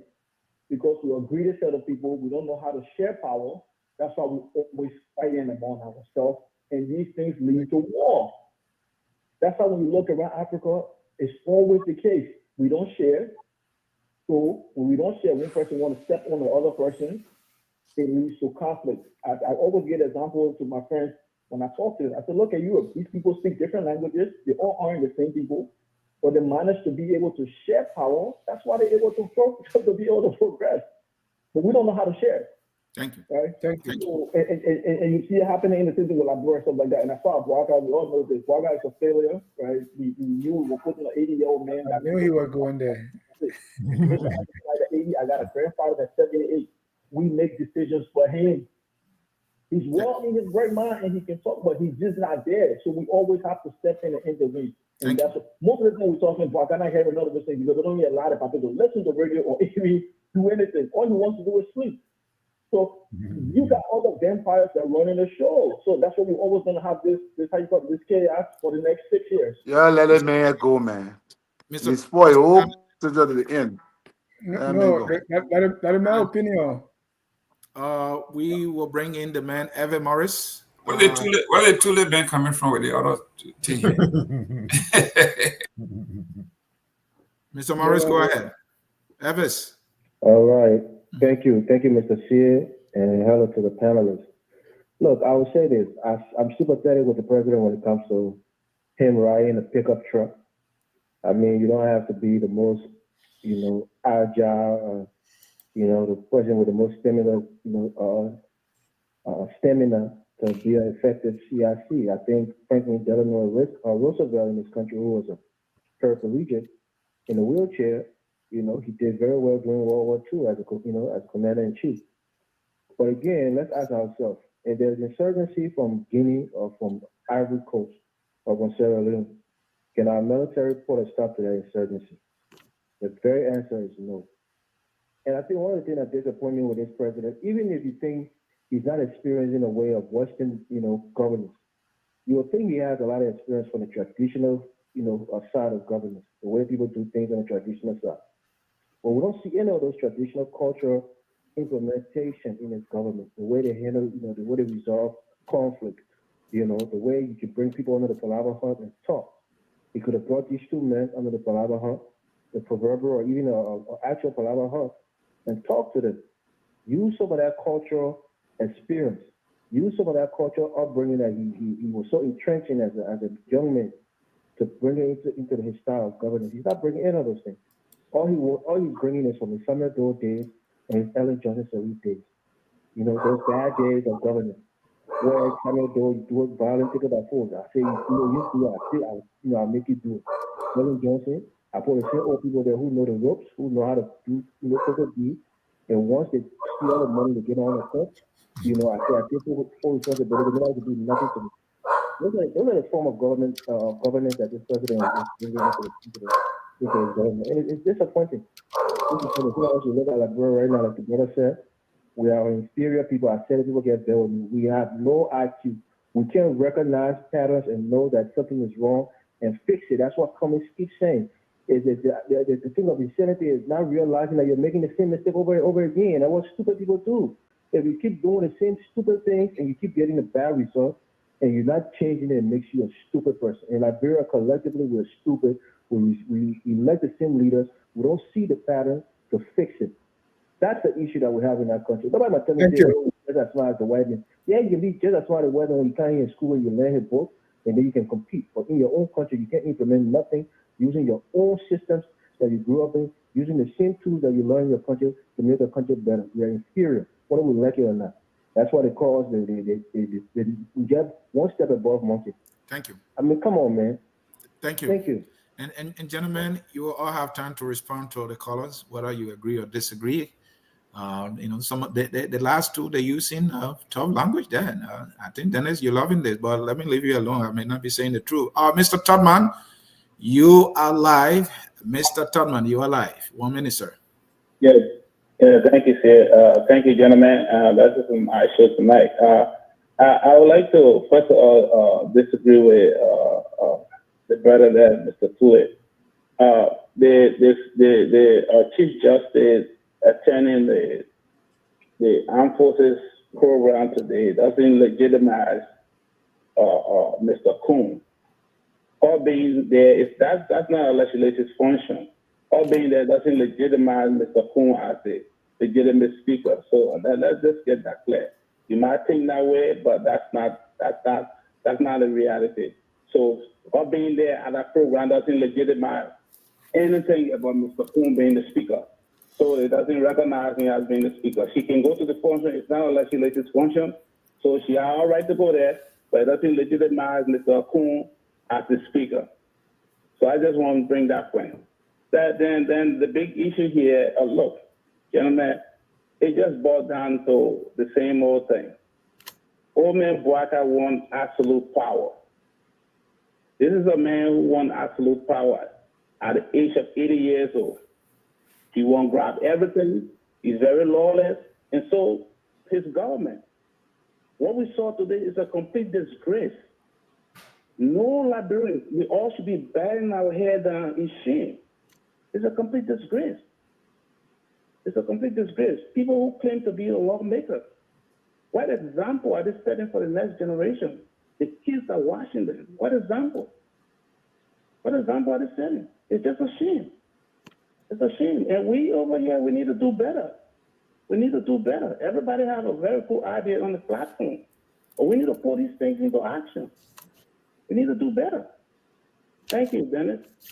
Thank you, Mr. Todman. We appreciate your participation. Gentlemen, at this time, we will entertain any response you may have to any of the callers, and then your closing comment. And you will try to do that in 1.5.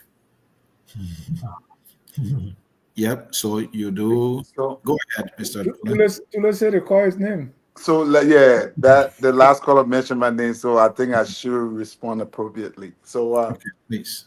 Whether it is a legislative function or not, the fact that Kuhn was present at that occasion, representing the nation as the speaker of the 55th legislature, and that could have been a protest again from the court. She did not have to be there. She could have sat out in protestation, like, you know what, we did it, at the SONA. We can do it again to continually send a message that they do not recognize Kuhn as a legitimate speaker. But for the fact that she was there today, being the chief justice of the Supreme Court, automatically tells me, as an ordinary Liberian or layman, laying back and say, but yeah, She recognized this man because I know he's sitting on the speaker seat, and she probably, I know they extended handshake and all of that. That alone, that shows that, yeah, I mean, the court recognized Kona as this legitimate speaker. So to close, Are you saying the court or she this time? she's the chief judge of the Supreme Court. She's the top dog on the So court. if the president So I makes a believe mistake, the whole that. country, hold on. So the president makes a mistake, the whole country makes a mistake? No, I'm talking about she's the That's the president. same Is thing the, you're okay, saying. She's the hold on. head The of the president. The judicial branch of president is the government. head of the You're executive. saying the fact that she was present, she has legitimized Kun. By extension, I believe You that said she the put the court. whole court. She put Yeah, the you entire said the court court. on the impression that they agree that he's the speaker because she. I mean, she went there. She was sitting. She was Anyway, sitting there. that's your argument. So Yeah, your final. yeah. That's my argument. That's Yeah, my argument. I So, yeah. respect that for that. Go So ahead. yeah. So to close, let's go back to uh the occasion today was quite a beautiful event. You know, though I disagree with a lot of different things. You know, I mean, the venue, I believe, should be upgraded. That Barclay Training Center where they always have our Armed Forces Day celebration has been that way from the days of old. When I was a young man, that same place, never upgraded, structure still the same, is shameful. It's disgraceful. The government needs to do better. These are our gallant men and women who put their lives on the line in defense of our nation. They should be treated well. I was carefully looking back today, looking in the camera, looking at the quarters that are built in the back.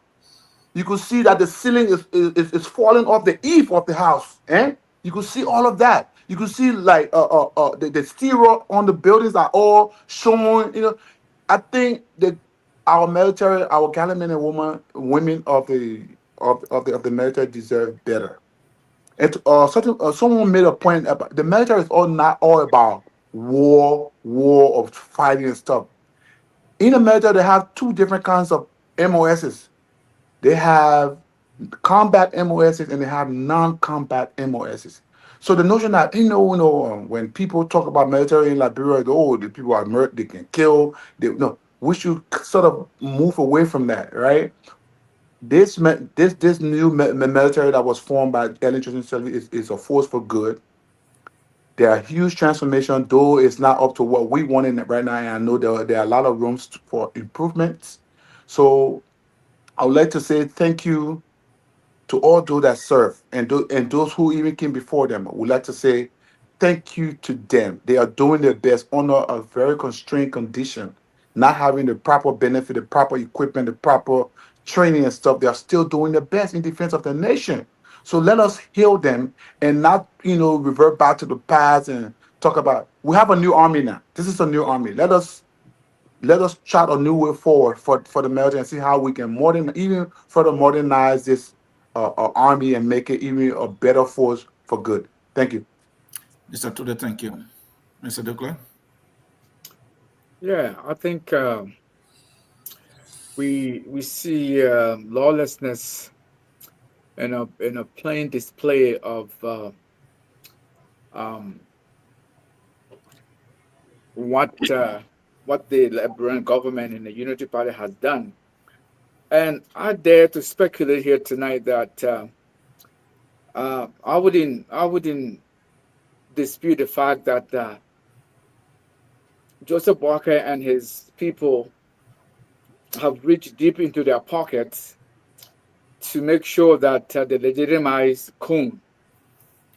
And again, we know that this is not the first time, and Joseph Walker, as president of the nation, has not shown any leadership in this particular saga that will give Liberian people some comfort. Instead, he has gone out of his way to legitimize this takeover by Kun and his followers, and this is going to have a ramification in the long run to cement this mentality, to cement this notion that if you are disgruntled about anyone, just reach in deep into your pocket and recruit as many people as you can, like we saw what happened to Koffa. By the way, I'm not a fan of Koffa either. But the rule of law must be the rule of law. Procedure must be procedure. We just came from 14 years of killing each other for something that we need to avoid this time around, and we are not. And Joseph Walker has not provided us the leadership that we need that will help us to avoid these kind of things. And, Joseph Walker is an 80-year-old man. Liberian people were duped into electing him as president. And I'm sure a lot of us are having a buyer remorse right now. So, it's kind of hard to say that anything is going to change from now on. And the fact that they will even have the audacity and to go and try to evict this man when they have no legal standing. But again, the person that's supposed to provide the leadership to avoid some of these things, he's nowhere to be seen. We saw what happened at the no call. The president have not said a word. It's almost like he's missing in action. So really, Anthony, this is just one more example to tell us that this man, the office of the presidency, is far more. It's beyond him. He's tired. He's old. He should have been somewhere in I don't know, in local country, retiring, enjoying his retirement age. But instead, he's leading a nation that is desperately in need of leader. Mr. Duque, thank you. Thank you. Did you learn? Yes. All right. Thank you. Thank you so much. But concerning the NOCA issue, I think the president landed a suspension on the CEO president of that institution. She has been suspended. The president is noted for suspending people, and that is the end of the game. Let's hear from the man who just coming from Liberia. Let him give us the Liberia flavor of this thing. My good friend, Sharon Goodman. Well, we all knew that Joseph Boakai is inept. Joseph Boakai, we made a case. The international community made it clear that 66 of the 68 concession agreements signed under Joseph Boakai when he was president of the Senate, he oversaw that whole project, and Liberia was basically sold and carved up. He said he was only doing it at the behest of his boss. That was the excuse. Then he turned around and said he has been ineffective because he was a parked car for 12 years. So here we are. You wind up with a man. Not only has he abdicated his position to the folks and in Liberia, they are calling him president in name only. It's only his name, but he knows nothing. He runs nothing. He reads whatever they put before him. And this is where we are. Today, the young men were talking about Mr. Cohn being recognized. When you listen to the speech by Marabio, he began by recognizing the president, the vice president, the first lady, the ambassadors, ministers of state, foreign ministry, chief of staff, from the defense. Never mentioned the speaker. Right there. So, we have beat this horse. I don't know whether it's dead already, but Joseph Boakai is now living in his future. He has no tomorrow, so he doesn't care. As evidenced by what's going on in the country, if there's no rule of law, none whatsoever, the president does not respect whatever the court says. The House now follows suit. They are not following the legal procedure of a court order to just evict someone. Mr. Chair, we are in trouble, and I land there. Thank you. J. Victor Namwood, the veteran, give us the progressive perspective on this whole thing happening before our eyes. Well, quickly, I see some of the people writing that the two groups of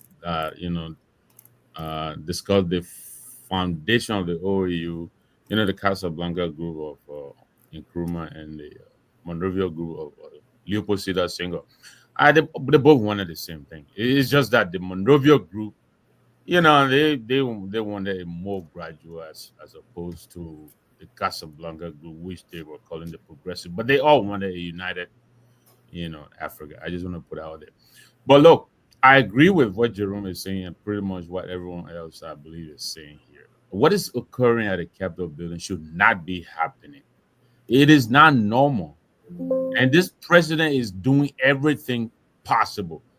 Taking Cohn, putting him on a plane and taking him to Ghana, to Muhammad's inauguration, sitting, getting him seated by him everywhere he goes. It doesn't legitimize him. The man is illegal, you know. And the sooner this president realizes this, I think the better off will all be. I, what happened today should not have happened, you know. But these guys, they're all about power play. Wasn't it James Keller or Cully or whatever he Kule. exactly. What gives you the right to go and remove co-fires? What does that even mean?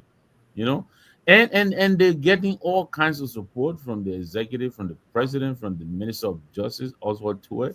My fellow Scorpion from Cardinal.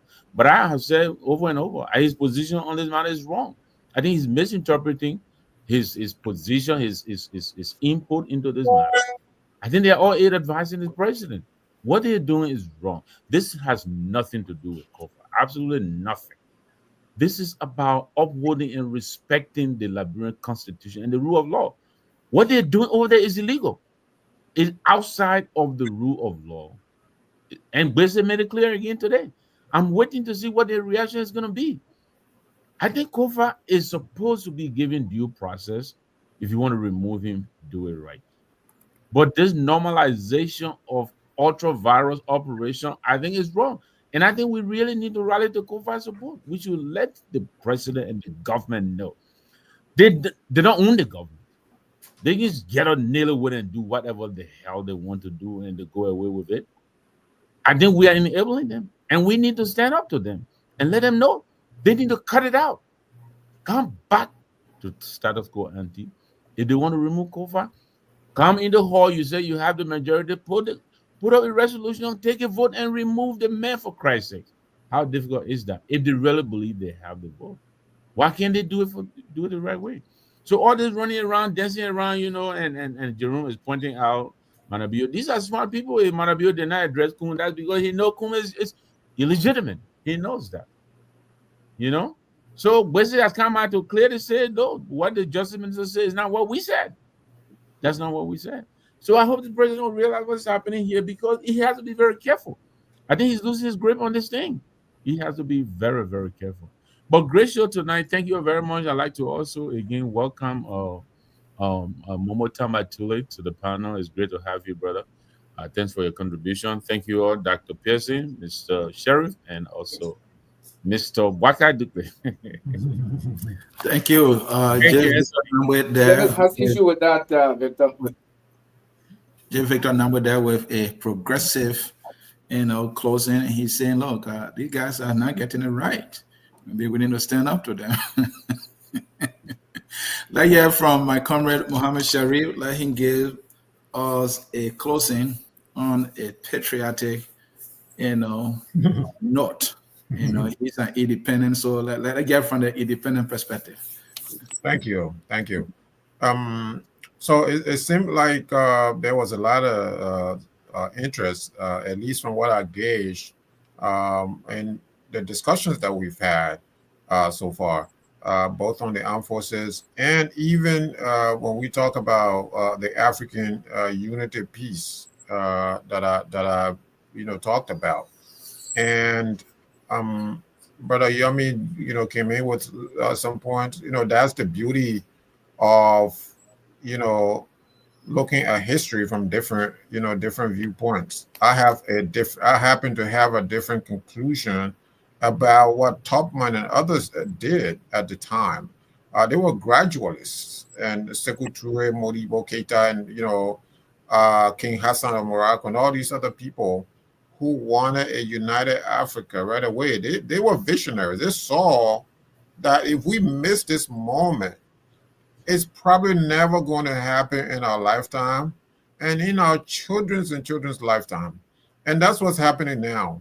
So when they didn't unite, then Tubman wanted a gradual integration of cultures and the economies and different things like that.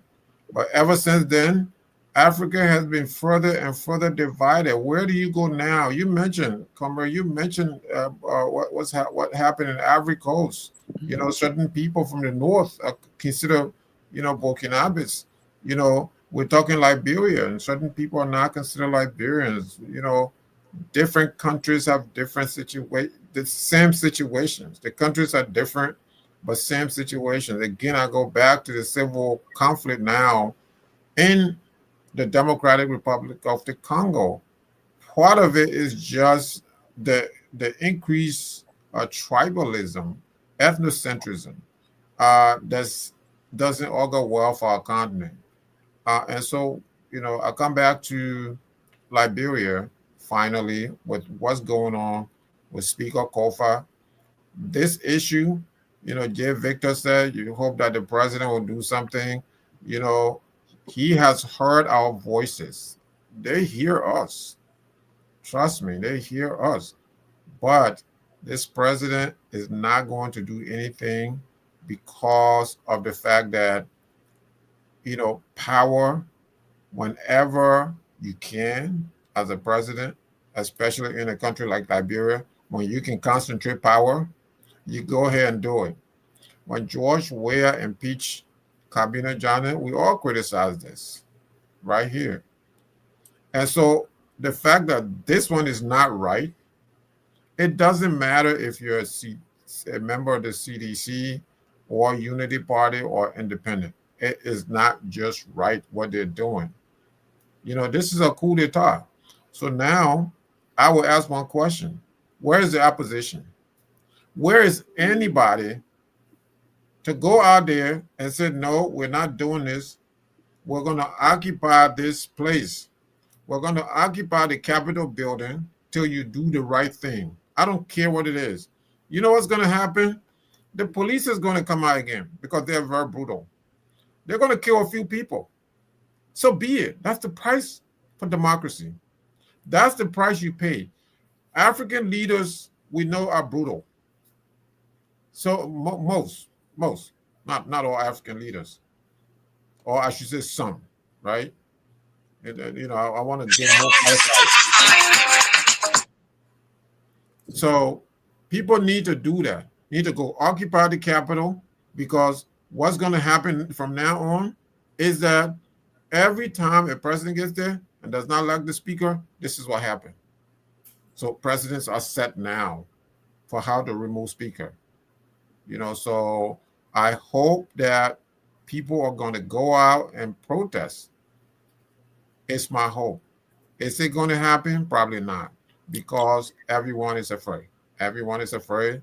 They're going to kill people. And if it happens, if I were in Monrovia, I will advocate for such a thing.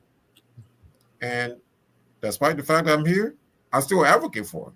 There needs to be protest. There needs to be a rejection of this coup d'etat, because it's not good for Liberia. Comrade, thank you. You couldn't have said it right, because we are in the neo-progressive era of politics. The neo-progressive commentator will get the last word. Dr. Pearson. Thank you, Anthony. And thank you to the rest of our panelists for tonight. And big thank you to our viewers who stuck with us through the night. And like Nangwe said, I want to just say it was nice having Tudo on the show tonight. Welcome, brother. We look forward to seeing you again. And I will quickly just mention Yomi. Yomi is a young guy, pretty accomplished in some of the things that he does in democracy. I know he was at the Foreign Service, at the Ministry of Foreign Affairs there. I'm not sure if he's still there, but I mean, he did a good job there. I hope he's continuing to do good there.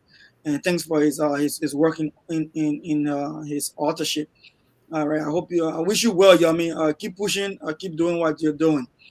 And then when it comes to today's program, I think Unity Party people need to be very careful not to try to politicize everything.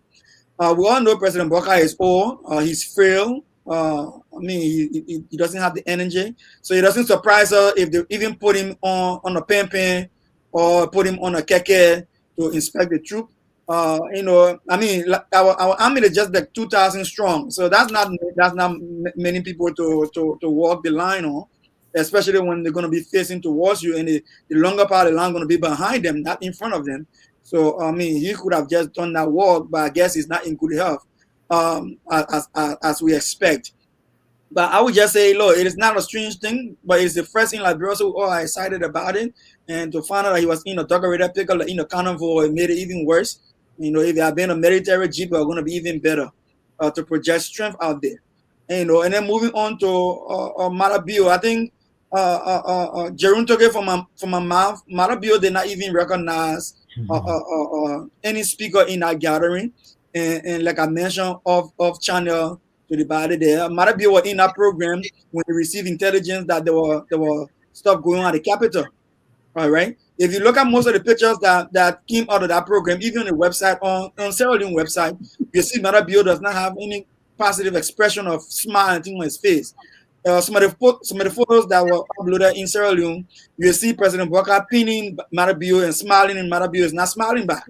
You see President Boka giving certificate and he's smiling, and Marabio is not smiling back.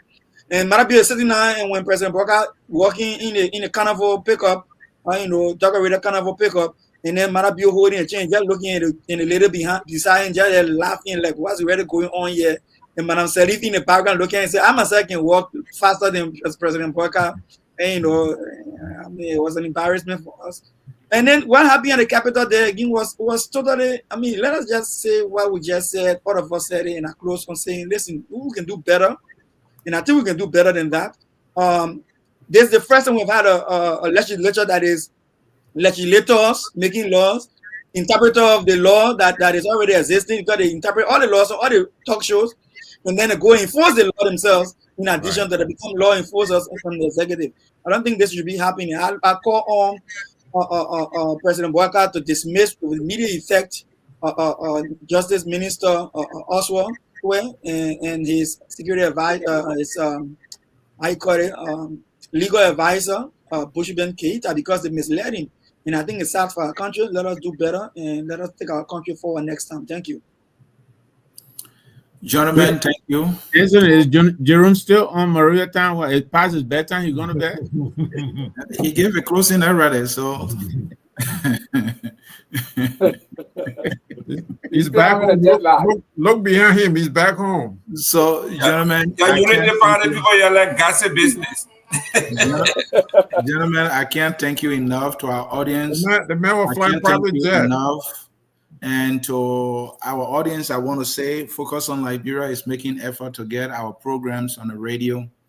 So we need to pay for that airtime on the radio. So panelists, as well as you, the audience, we want you to contribute.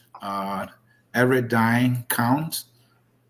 So if you look in the Strolling text, the details are there, how you can make contribution to Focus on Liberia. We want this very educative, Liberia best, to be on the radio for our fellow citizens to get a very, very good understanding of how things are happening in Liberia.